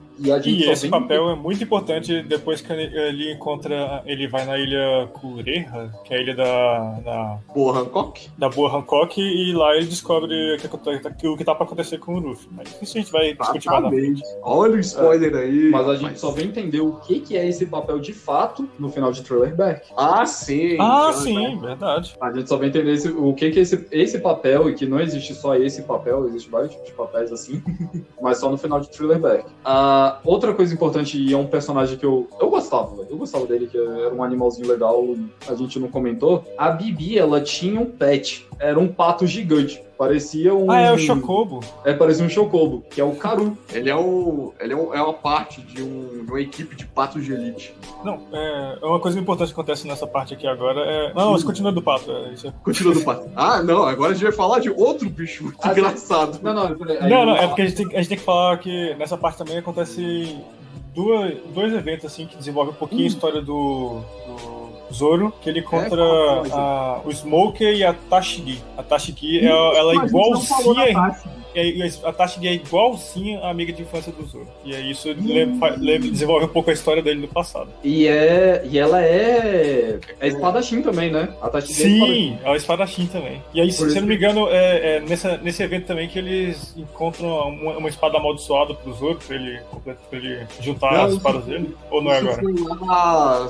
Isso foi na cidade no começo do filme. Que é a primeira vez que ele encontra a Tashigi. Mas a gente esqueceu de falar dele. Caralho, a gente apagou. A gente falou da cidade situação de como ele pega a espada e a gente não falou dela. Né? A gente falou que ela falou que a espada era amaldiçoada, mas a gente não falou dela. A gente nem chegou a mencionar. Acontece que a Tashigi, se eu me lembro bem, ela... Ela é oficial da Marinha que ela trabalha com o Smoke. E Sim, o Smoke, o Smoke ele tá indo pra... ele vai pra Alabasta pra investigar sobre... Baroque Works, que ele pega ele intercepta a chamada que o Sanji fala pro Crocodile falando que todo mundo morreu. E aí ele vai investigar isso em Alabasta. Muito importante, os Dendebush também são hackeáveis. Você não pode acreditar que você tá numa linha segura no Dendebush. É isso aí, você acabou de falar muito bem. Outra coisa que acontece, ninguém explica a porra do porquê. É porque realmente tem um momento que eu acho que eles explicam como se configura um Dendemush, mas aí eu não lembro quando e onde que é. Mas isso aí a gente pode deixar pra depois. Se a gente for dividir em toda a parte de Alabasta, né, a gente pode separar em vários arcos pequenos. O primeiro seria eles encontrando com Don Corey, o segundo seria exatamente a chegada na cidade portuária, e a terceira seria esse aí, o do deserto, o camelo e o velho, que é quando a gente tem um pouco do desenvolvimento, né, do Zoro, e é quando eu acho que é exatamente nessa parte, nesse pequeno arco, que a gente tem aquela primeira luta no deserto mesmo, dele com o Crocodile. Agora eu não lembro. Se é nessa parte, eu sou um pouco mais à frente. Eu sei que eles encontram uns bichinhos estranhos na água, que viram discípulos do Luffy, que são peixes castores karatecas. É verdade. Que o Luffy dá uma surra nesses bichos e aí eles meio que viram aprendizes do Luffy e o Luffy tá na maior boa vontade de querer ensinar eles. E aí alguns bichos no meio do deserto roubam toda a comida deles e eles têm que enfrentar esses bichos. É um lagarto. É tipo isso. O Portiga se separa deles nesse momento, porque ele tem que continuar procurando lá o tal do Barba Negra. Ele tem algum motivo pra estar procurando ele. E aí ele se separa dele nesse momento.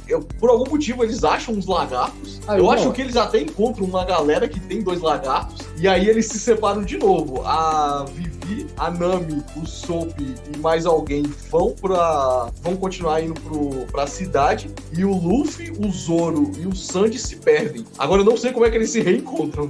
Eles se reencontram só lá na frente, depois fica assim, cada um fazendo um negócio. Nesse momento, lá no deserto, eles têm essa parte desse lagarto, que na verdade eles só matam um lagarto pra cozinhar mesmo, pra eles sobreviverem no deserto. Porque a comida toda foi roubada.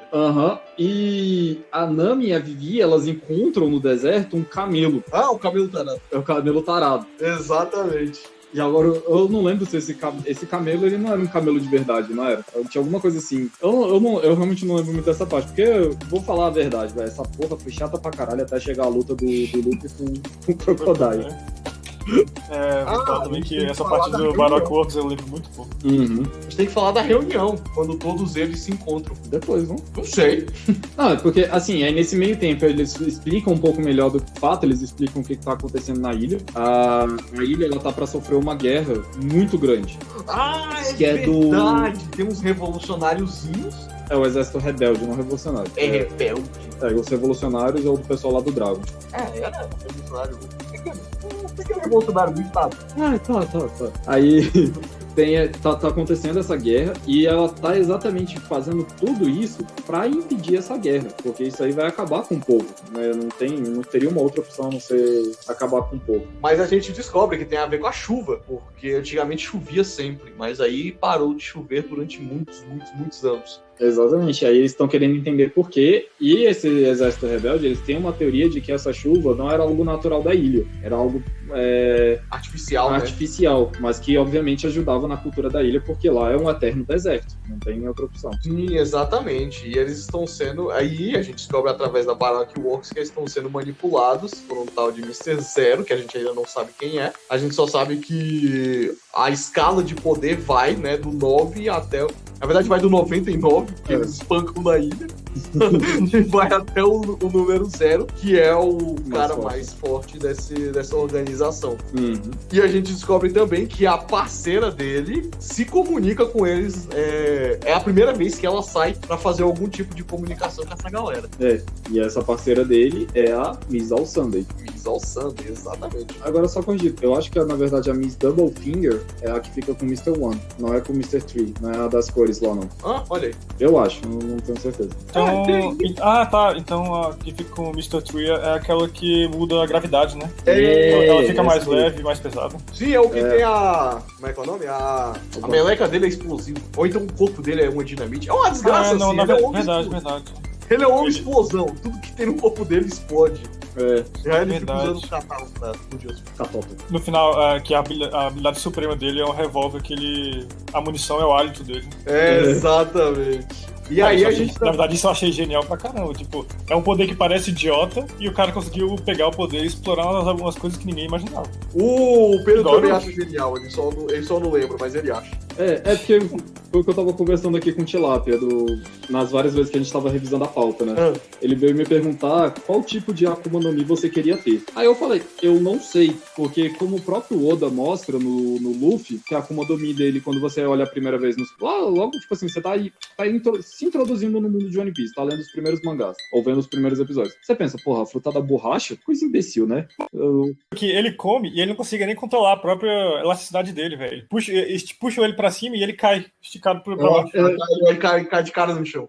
Eu comentei isso com ele também. Aí você pensa, porra, é uma coisa idiota. Só que a pessoa, quando ela chega a treinar, entende todos os poderes e como funciona, cada Akuma no Mi, ela mostra a sua característica, né? Então ela é muito dependente da criatividade do usuário. O cara, quando ele sabe usar o poder dele, sabe, talvez, não sei dizer assim, os limites necessariamente, mas sabe até onde ele consegue chegar e se ele consegue ultrapassar isso, é uma coisa que eu acho legal do Oda, né? Que ele pega uma coisa que a gente acha imbecil, que ele apresenta inicialmente como algo imbecil, que nem esse próprio cara aí, que ele pra brigar com os caras, ele fica tirando meleque e fica jogando nos outros, explodindo, né? E depois ele desenvolve de um jeito bem interessante, né? Que a pessoa, ela, provavelmente quando ela o poder da fruta era algo idiota, mas quando o cara veio treinando, descobrindo como é que funciona, ele consegue criar coisas maiores, melhores. Acho isso legal. Mas fala aí, Atoshi, qual a sua Akuma no Mi? Qual seria? Cara, não. Provavelmente eu ia gostar.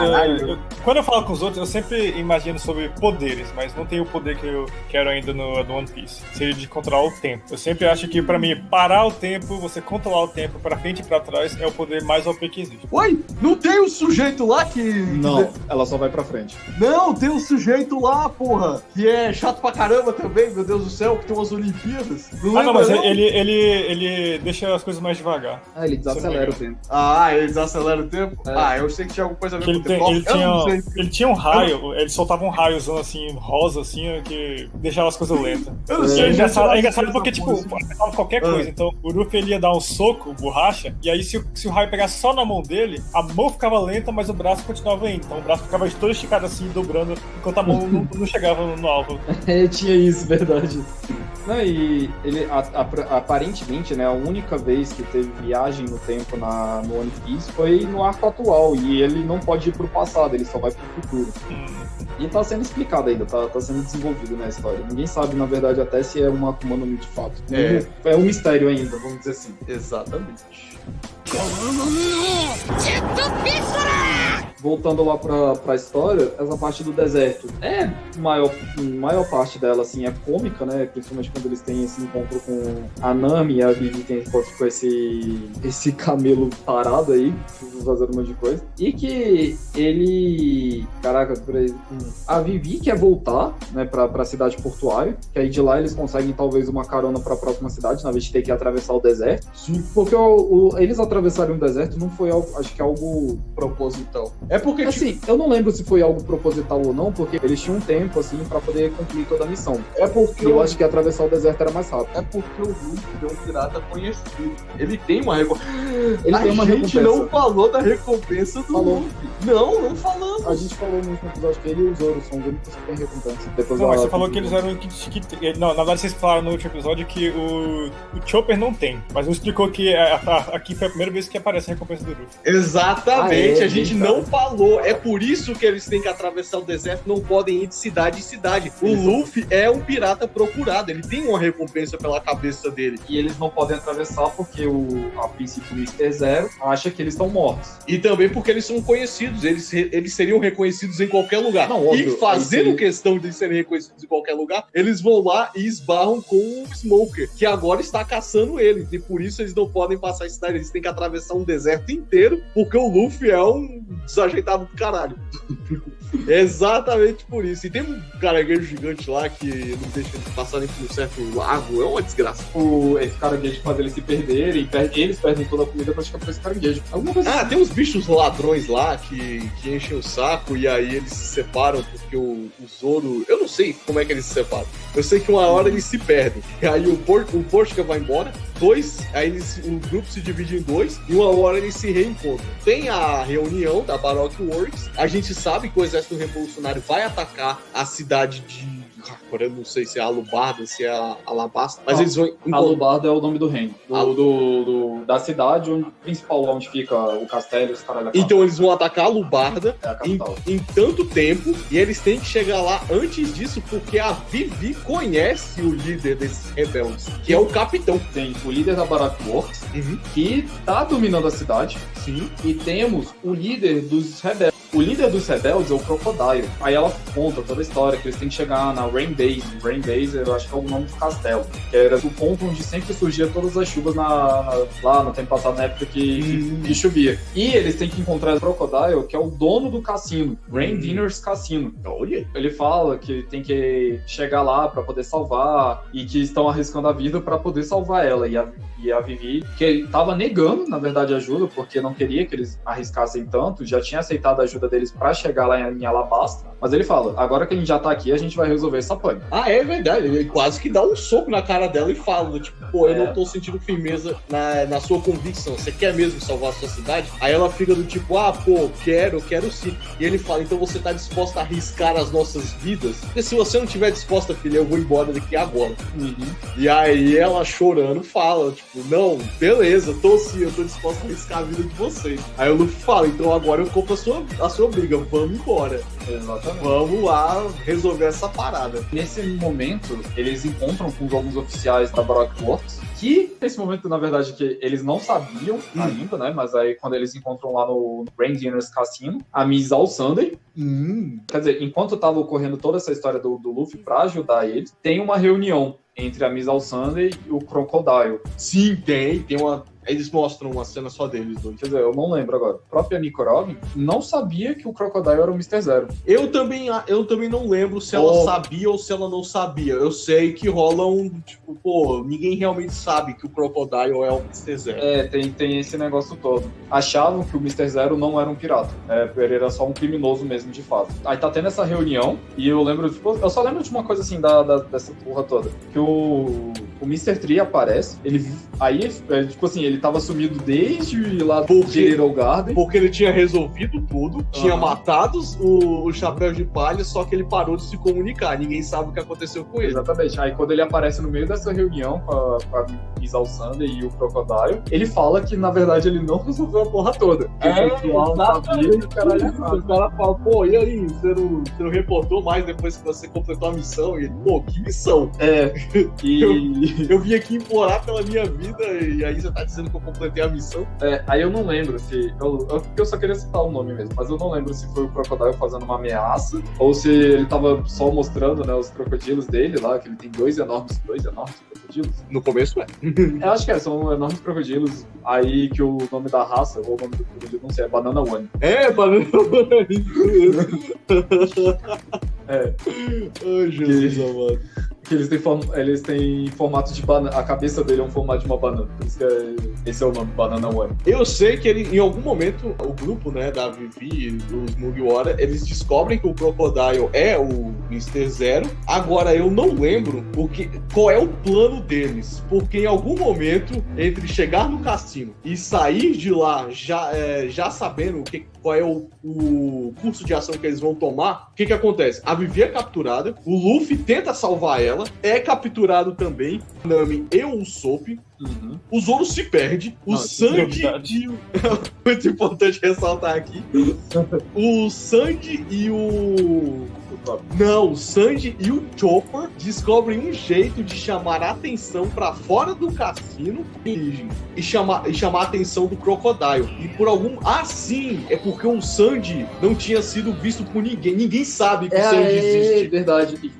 Tanto é que, na verdade, quem reporta quem são os Mugiwara pro Crocodile é o Bonkurei, que ele mostra a foto de todo mundo, menos o Sanji. Ele mostra a foto de todo mundo. Ele fala, eu encontrei essa galera, eles são assim. É porque ele vê a Vivi, porque a Vivi foi capturada. Ele olha ela e fala, ela tava com essa galera. Pera. Então é por isso que a primeira recompensa do Zoro é aquele desenho zoado? Não, do Zoro não. O desenho Zoro zoado do Sanji? Não, o desenho do Sanji é porque o fotógrafo tava fotografando com a câmera tampada. E aí ele não pegou o melhor momento do Sanji. Aí ele fez o desenho com... Como é que é aquele negócio de desenho? É retrato falado. Ele fez um retrato falado. Agora, por que ele tinha uma foto do Chopper comendo algodão doce? É uma coisa que eu me pergunto. 50 vezes. Assim, o Luffy, eu acho que ele chega a tentar entrar disfarçado no cassino, só que não rola. Não rola, sabe? Ele chega lá, ele causa confusão, e aí ele, tipo, não, vamos arrebentar esse filho da puta na porrada, é agora. Pegar esse... Aí eles também descobrem que ele é um Shichibukai, né? Ele é extremamente perigoso, mas o Luffy tá pouco se fudendo pra quem ele quer comer alguém na porrada. Essa é a primeira vez que o Luffy vai ser derrotado numa batalha, tipo assim, eu vou comer esse filho da puta na porrada, e isso não vai dar certo. Não é só na porrada que a gente resolve 80% dos problemas. Não, e foi tipo assim, uma batalha, eu lembro que foi uma batalha que, pra quem acompanhou o anime na época, né? Porque hoje você chega lá, ele tava aqui no episódio de 100, o Alabasta acho que tá no episódio de 200. Não, no episódio 100. Nada, eu acho que nem chegou no 100. 150. Porque Skypedia tá no 180. Aí você tá lá no 100, 150, aí você, tipo assim, sabe que hoje tem quase 1000 episódios, aí você sabe que o Luffy não vai morrer lá. Mas, porra, eu lembro quando eu acompanhei aquilo lá e eu vi o Luffy sendo derrotado. Toma uma ganchada na barriga. Não, então, antes disso, porque ele... Agora vamos falar. O Crocodile, ele também é ele comeu uma Akuma no Mi, agora eu não lembro o nome da Akuma no Mi dele, mas é a Akuma no Mi da areia. E nessa batalha, ele tira toda a água do corpo do Luffy. Ele tem o poder de desidratar, né? Ele desidrata qualquer coisa que ele toca. Exatamente. Aí... Suna no Mi. É uma batalha que você fica, tipo assim, caralho, doía no peito, velho. Você vê o quanto o Luffy apanhou, velho, naquela lá. E ainda termina com ele enfiando o gancho no meio do peito do Luffy. Caralho. Sem doeu, velho. Eu vou admitir. Verdade. Foi a primeira vez que deu esse caralho, velho. Olha só. Tá bem mais pesado do que a gente tá acostumado. De novo, o Oda transformando completamente o gênero do desenho, que é uma palhaçada de peixes-bois karatecas que vão aprender Kung Fu com o Luffy e, mano, de repente o cara dá uma ganchada na barriga do cara e, tipo, mano, ele vai morrer agora. Você acabou com o nosso chapéu de palha. Acabou. Todo mundo ficou... Eu fiquei desesperado, velho.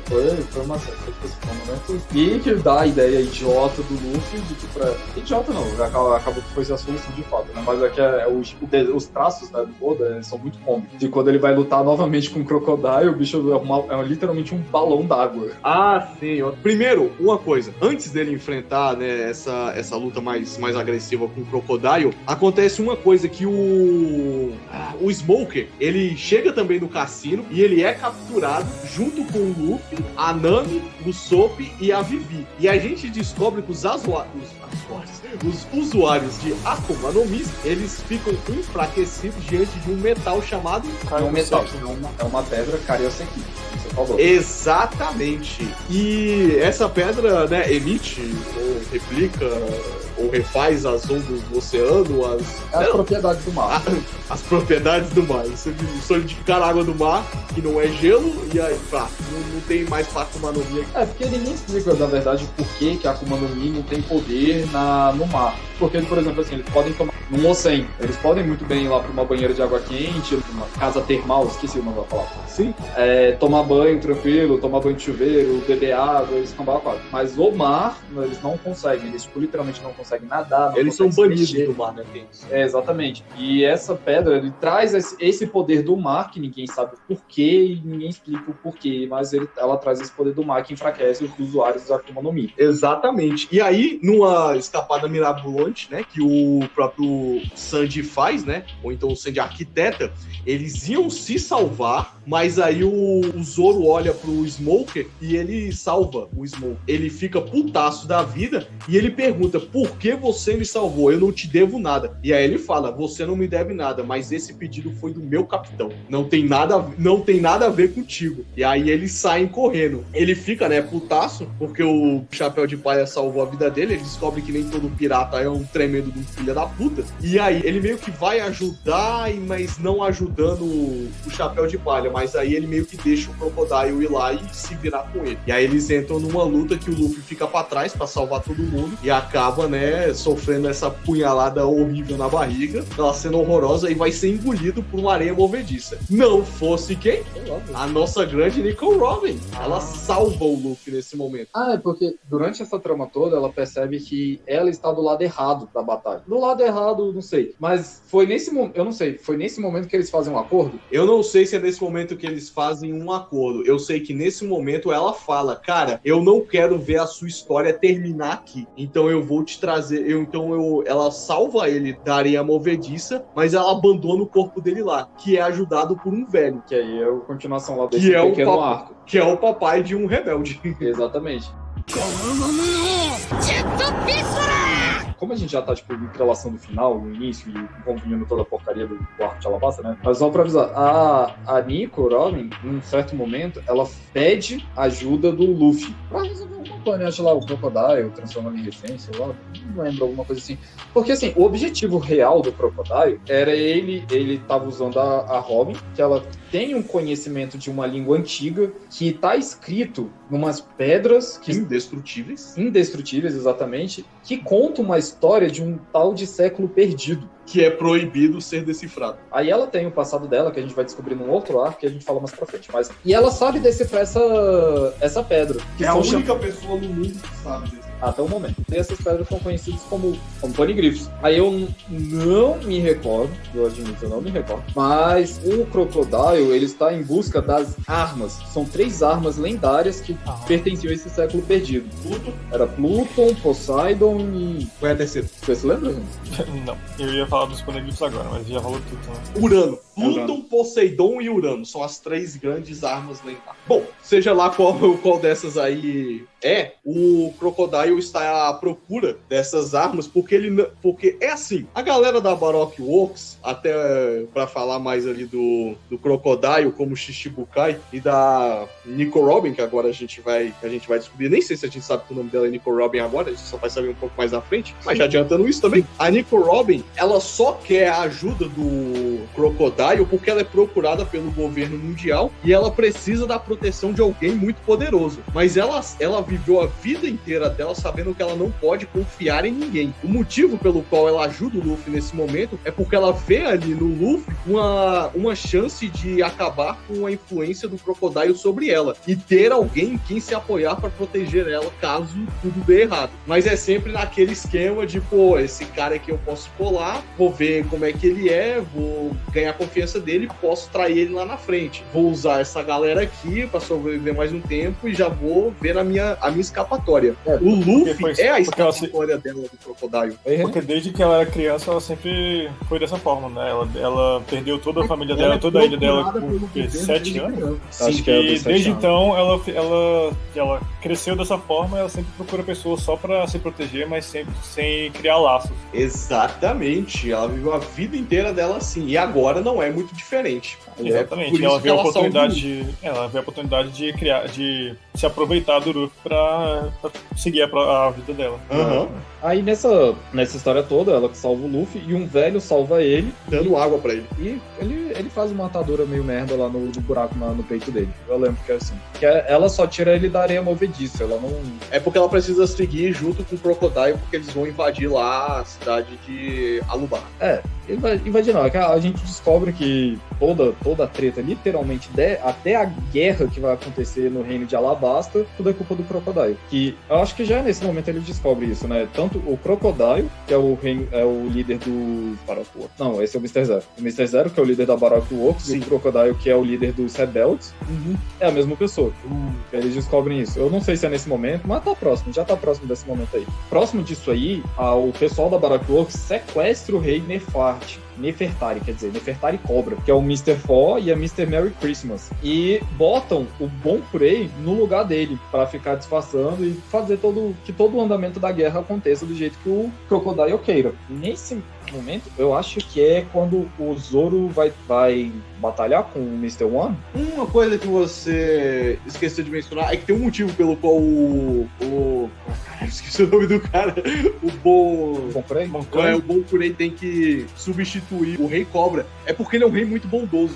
Sim. Ele, na verdade, ele estava disposto a não enfrentar nenhum dos rebeldes para mostrar que não existe essa conspiração que todo mundo que tá correndo, né, por dentro do reino. Um dos jeitos dele demonstrar que essa conspiração não existe é que ele não levantaria nenhuma arma contra os rebeldes. E, na verdade, o Crocodile precisa que ele levante para dar a ideia de que ele é um rei ruim. E vai acontecer exatamente isso. Então, é um ponto importante ressaltar que ele é um rei bom. Ele tá fazendo certo, é realmente uma gigantesca conspiração. Não existe meio termo com relação ao Cobra. Então, aí nesse mesmo tempo, né, o Bon Prey, disfarçado do Rei Cobra, teve uma pessoa que descobriu esse disfarce, e era um menininho chamado Kappa. Agora eu não lembro como é que ele descobriu, mas esse moleque, ele foi gravemente ferido, e depois ele foi achado pelos soldados rebeldes. Aí toda a história, eu não lembro agora... Se o Capitão acredita? Na verdade, eu não lembro se, tipo assim, se esse moleque tava vivo a ponto de falar toda a história, ou se os soldados rebeldes só viram que ele foi, tipo, atacado pelos soldados do reino. Mas aí foi esse o motivo, foi esse moleque sendo ferido que fez o soldado rebelde de fato atacar o... Tem uma hora que eles também substituem o capitão do exército. Eles realmente estão provocando os dois lados. Nem os dois lados realmente querem entrar num conflito, mas o Crocodile tá mexendo tudo nas sombras para fazer com que esses dois lados se enfrentem. É sempre um que atira, que era da Baroque Works, mas estava dentro do exército do rei, que vai dar o primeiro tiro. É sempre um revolucionário, um rebelde que vai ver alguma coisa acontecer, que vai mentir para incentivar a outra galera, mas nenhum dos dois lados realmente está seguro dessas ações. Eles estão fazendo tudo meio que a flor da pele. E aí, né, a Vivi, ou Bibi, como o Pedro Paulo fala. É porque o B é pronunciado como B do anime. Dessa aí eu não sei. É Bibi. Ela tem que encontrar o líder desses rebeldes, que era um amigo de infância dela, e ela precisa contar tudo pra ele. Porque ela era uma rainha, mas mesmo assim brincava com a galera lá da rua, a galera plebeia. Aquela história do bom monarca, né? Do tipo, eu tô aqui no meu palácio, mas a minha filha brinca com você, tá ligado? Somos iguais. Somos iguais, estamos iguais. E aí eles fazem 4 frentes de batalha, né? O Luffy vai enfrentar o Crocodile. Uma vez agora que ele sabe que o Crocodile, por ser feito de areia, né? Ele tem essa Akuma no Mi que torna, né, o corpo do usuário. Como é que é o nome da droga da... Logia? Uma logia. Agora eu já não sei. Porque o Crocodile tem areia, tecnicamente, o elemento contrário dele é a água. Quando ele se molha, ele consegue tocar no corpo do Crocodile sem ter que usar um hack. Porque vamos lá, até esse momento, na verdade, não existe explicação do que é... que existiam esses tipos de Akuma no Mi. Sim. Só pra explicar, né? Não foi explicado até esse momento que existiam esses tipos de Akuma no Mi. Não existia nenhuma explicação de hack ainda também. Eu não sei se já tinha chegado a ser mostrado alguma vez. Se tinha mostrado o hack do rei. Eu não sei se foi agora ou se foi só na Skypedia. Já tinha? Acho que foi no 3º episódio. Ele apaga todo mundo, né? Não, tenta de novo. 3º episódio. O que aconteceu ali no começo? Porra, eu não lembro, caralho. 3º episódio, quando o Shanks ele salva o Ruffy, e aí o Rei do Mar acaba de... Ele usa o hack do Rei pra espantar o Rei do Mar. Ah, mas o Shanks, né? Mas aí, tipo assim, nada é explicado ainda. Não, mas... Realmente, não é explicado. Até aquele momento a gente já achava que o Shanks era tão foda que o Rei do Mar percebeu e foi embora. Não, na verdade o Shanks é foda nesse nível, né? Sim, mas naquela época a gente pensava que era só isso. Meu Deus, o cara é tão foda que ele olhou feio pro Rei do Mar e o Rei do Mar falou, eita, melhor não encarar esse cara. Exatamente. Olha aí, ó o mentira aí, rapaz. Também. Exatamente.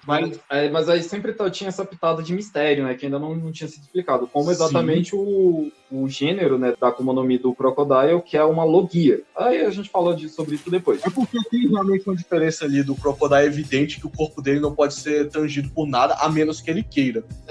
E aí a primeira vez que acontece, que aparece um oponente desse nível, que consegue ser intangível. E aí, mas por conta dele ser de areia, que eles conseguiram meio que contornar isso com água.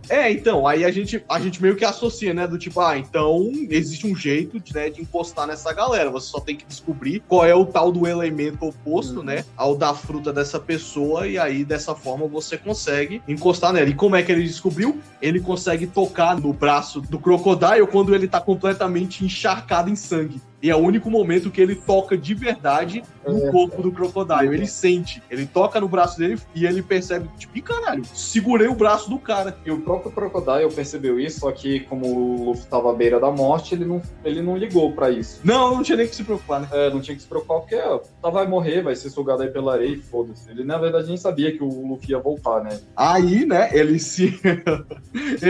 tá sempre carregando, né, como é que é o nome? Uma cabaça de água gigante.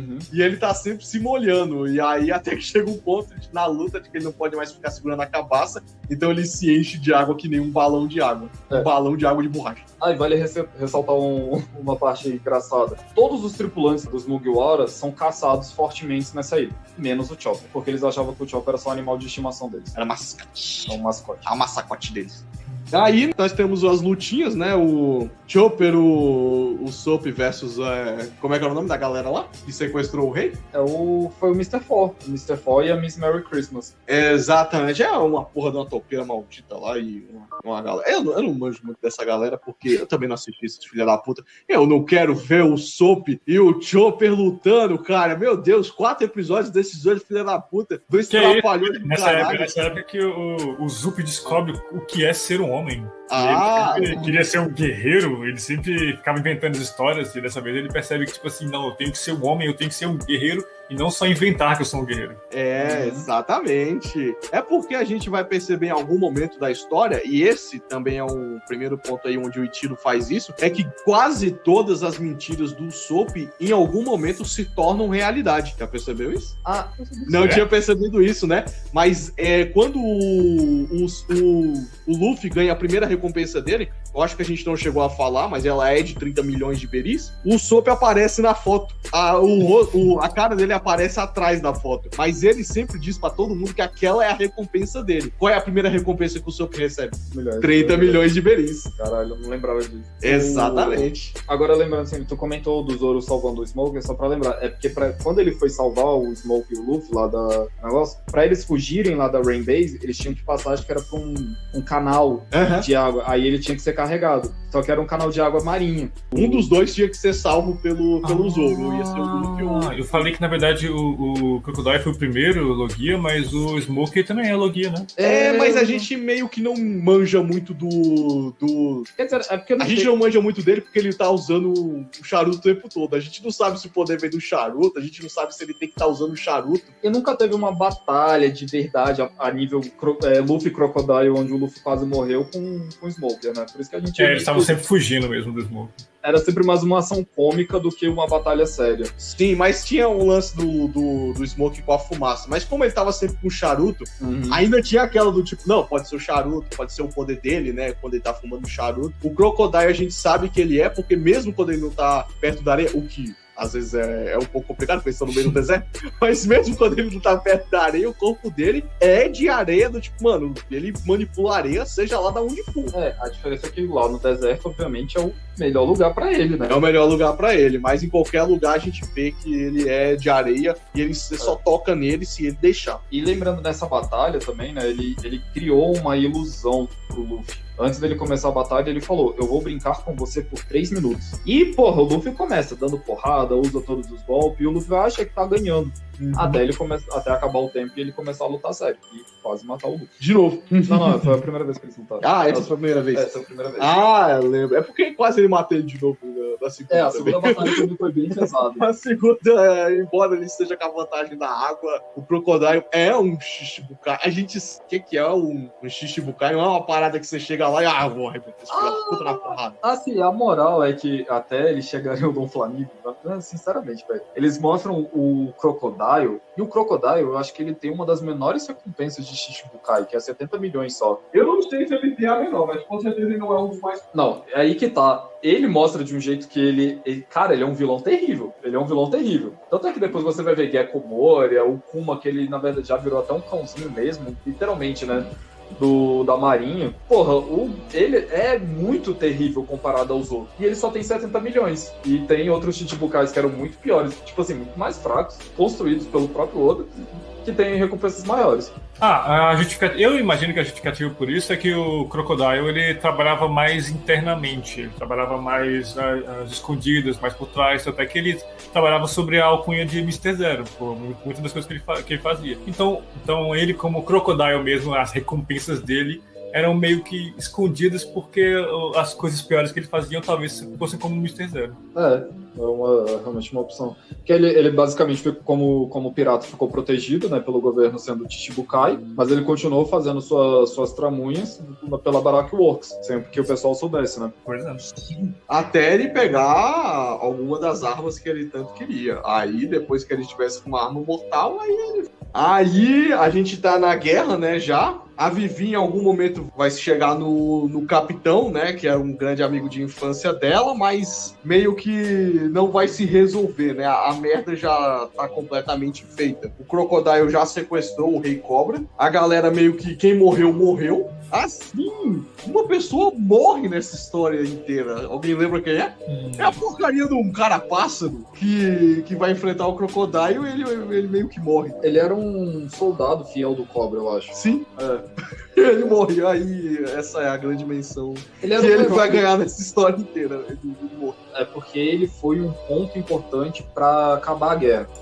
O plano do Crocodile tava funcionando, a guerra tava acontecendo, mas eu acho, de novo, não lembro. Esse Homem-Pássaro, ele era um herói do povo. Sim. Ele era muito fiel ao Cobra e ele era um herói do povo. Quando o Cobra foi exilado, quer dizer, quando o Cobra foi substituído pelo Bon Prey, eu acho que ele se junta ao exército rebelde porque ele fala que aquele lá não é o rei original, não é o rei verdadeiro. Aí, sei lá como é que acontece toda a história, o caralho a quatro. Aí quando se revela que quem tava por trás, acho que a Vivi, né, falando com o capitão, fala que tava por trás de tudo isso era o Crocodile, sim. Ele vai lá enfrentar o Crocodile, de fato, e acaba morrendo. Sim, ele mata ele na frente de geral. De geral, tanto dos rebeldes quanto o governo, não, do Império de Alabasta. Os soldados do reino vêm, os rebeldes vêm, é uma parada meio assim, porra. Todo mundo vê. Aí isso é o que faz começar a reverter a história, né? Pro lado ruim do Crocodile. Sim. Aí, o que...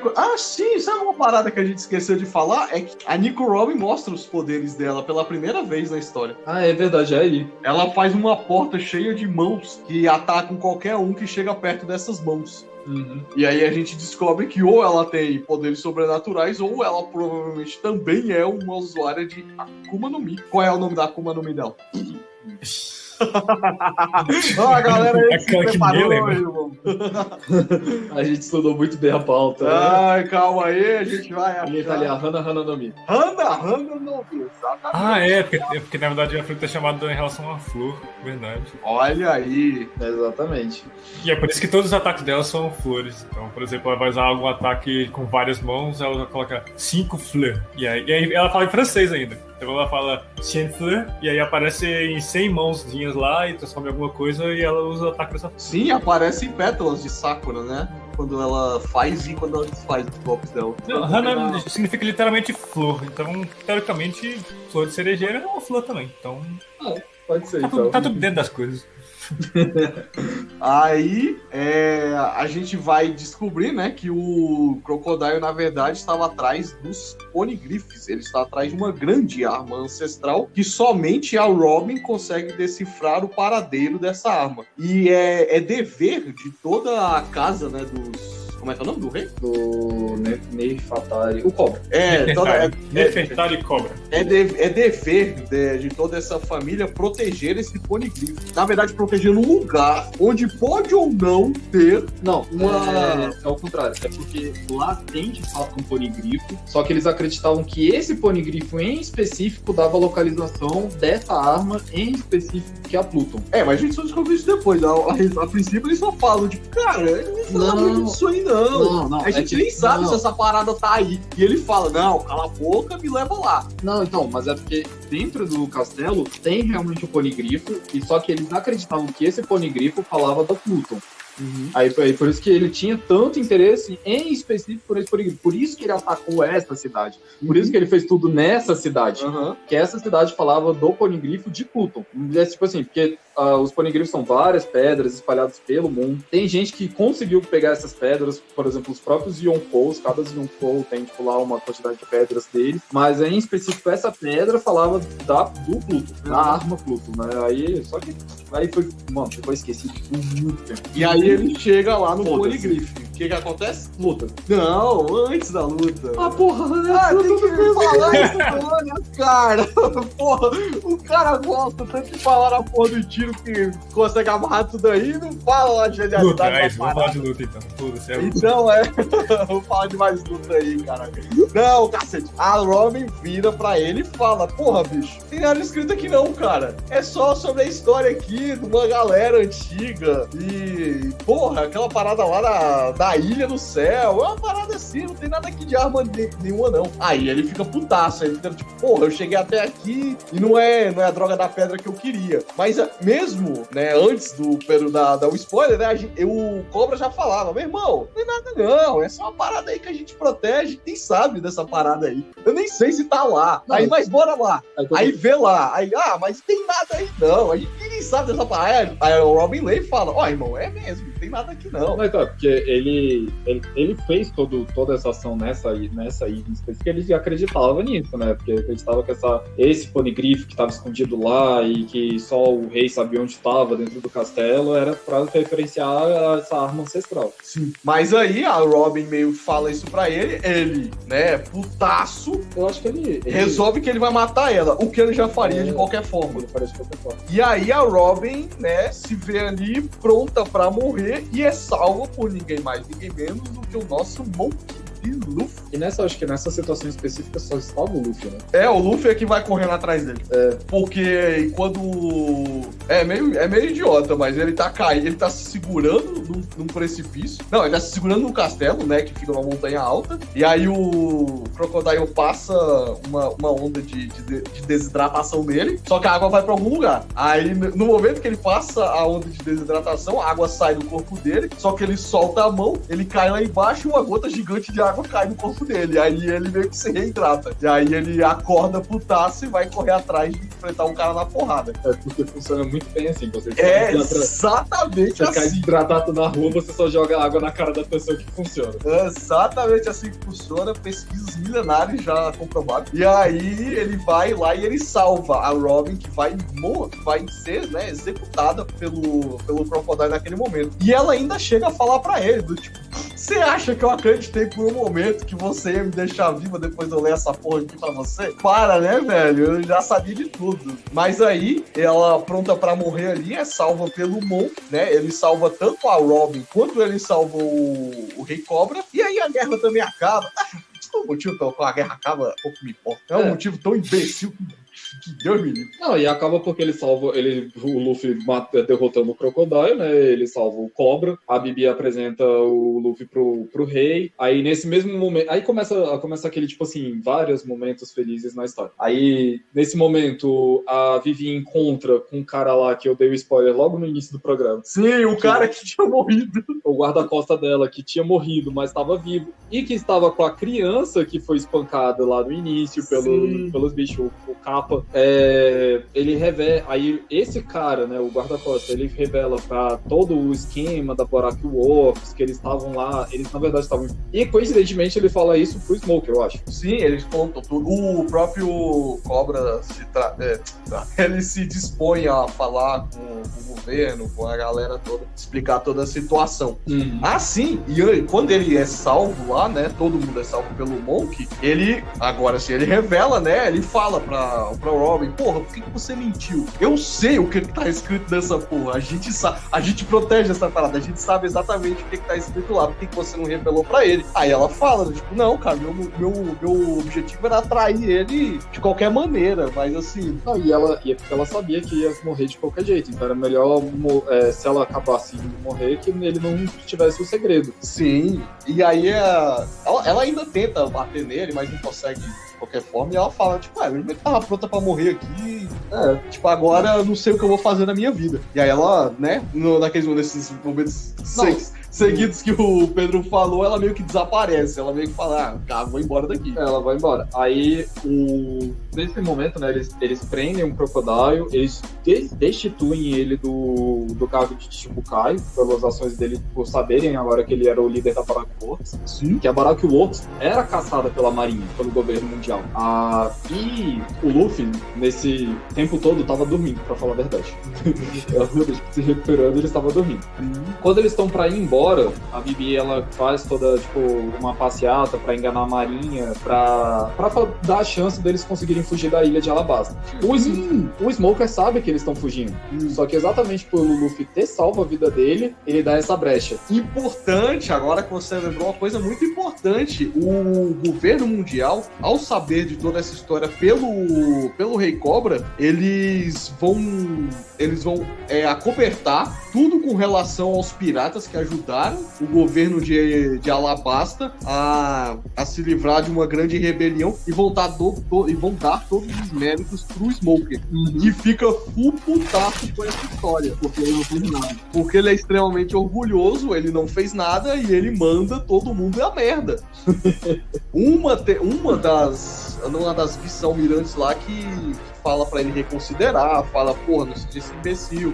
Ela é um almirante que tem o poder da cela, eu acho. É, uma parada assim. Que, tipo, sim, que ela atravessa as pessoas e as pessoas ficam presas. Exatamente. E ela fala, tipo, pô, não seja imbecil, você sabe como é que as coisas funcionam, ninguém vai deixar saber que um bando de piratas ajudou a gente. E aí ele meio que, vá todo mundo a merda. E tá lá na legenda, vá todo mundo a merda. Eu adorei. Não sei se o tradutor me ajudou aí, mas ele manda todo mundo a merda. Aí ela vai lá e conversa mais com ele, e aí meio que fica, né, do dito por não dito, ele não aceita, o governo não acha que ele negou, então no noticiário sai que o grande, né, Capitão Smoke salvou, mas eles aumentam a recompensa pela cabeça do Monk D. Luffy, do Zoro, e que agora cria recompensas pra toda a tripulação dele. Exatamente. Incluindo o Chopper, mas é uma recompensa ridícula de 50 beris, porque acha que ele é o mascote da tripulação. Assim, nesse momento, o Sanji ainda não ganha a recompensa dele porque ninguém sabe quem ele é. Ninguém nunca nem viu ele, porque ele tá sempre na encolha. E quando eles estão fazendo esse escape da ilha, eles estão dentro do barco. Só que eu não lembro se ela se revela ou se alguém descobre ela dentro do barco, mas a Robin, ela está no barco. E ela fala, ela na verdade, acho que é a única tripulante que entra pra tripulação do Luffy, sem que ele peça. Por vontade, por livre e espontânea vontade. Por livre e espontânea vontade. E ela vira e fala, você fez uma coisa comigo, assuma as suas responsabilidades. Aí com essa frase, obviamente, principalmente por ela ter sido a Miss All Sunday, todo mundo desconfia dela, exceto o Sanji, obviamente. Ele é um e fica putaço porque o Luffy fez alguma coisa casa com aquela bela senhorita e não quer assumir o que fez. Ai, Jesus amado. Mas aí, né, ela revela que ela queria morrer, que aquilo ali era o plano dela, o plano de vida dela, o plano de aposentadoria dela só ia até ali. O Monk se intrometeu naquela porra toda e agora ela não sabe o que fazer da vida. Não é que nem nenhuma novidade, né? Ele se intrometer na vida de alguém. Contra a vontade desse ser humano. Exatamente. E aí ela vai e ela se põe e fala: eu vou começar a navegar com vocês aí, sejam muito bem-vindos aí ao novo grupo da Nico Robin. Então aí eu não vou sair desse barco por nada nesse mundo. E o Luffy manda ver e fala: mano, cola aí, cara, eu sei que você é boa, eu sei que no fundo você é uma pessoa boa, então pode colar aí, tá tudo certo. Mas ela cola aí, mas ela ainda tá naquele nível que nem ela tava com o Crocodile, ela ainda tava no intuito de usá-los. Não, mas o Luffy olhou no fundo do coraçãozinho dela e falou: tá tudo certo. Não, tá pode tudo só se entrega, se entrega assim no sentido. Se entrega. Ficou feio. Ela só passa a confiar e aceitar eles mesmo como amigo, na camas dela, como ele diz em japonês, só bem mais pra frente. Não, por enquanto. Duas sagas depois, a gente já vai chegar lá. Mas A gente não vai chegar frente, agora. mano. mas o Water 7 é gigante. A gente não vai chegar agora, porque já tem 2h30 de episódio, mas a gente vai falar sim de Water 7, que é um arco que eu pessoalmente também gosto. Não é o meu preferido, mas eu gosto bastante. Putz, eu gosto É muito do bem Water enrolado, mas... E lá a gente pode falar daquela teoria lá do Reddit, do cara que escreveu já todo o futuro do One Piece, que eu acho uma merda. É verdade. Só lá em Water 7, a gente fala disso. Ah, sim, então a gente vai... graças a Deus a gente vai falar de Skypiea. A gente só falou de um bom arco e... Ela vai se tornar uma criminosa. Vamos nos despedir da Vivi em silêncio.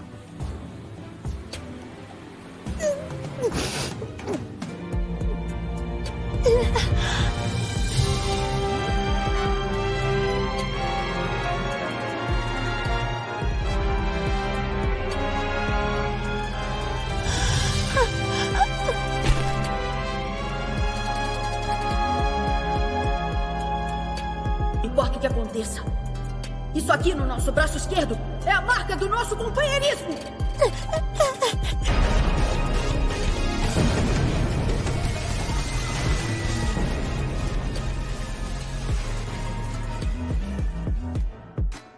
E o Skype vai ficar pra depois.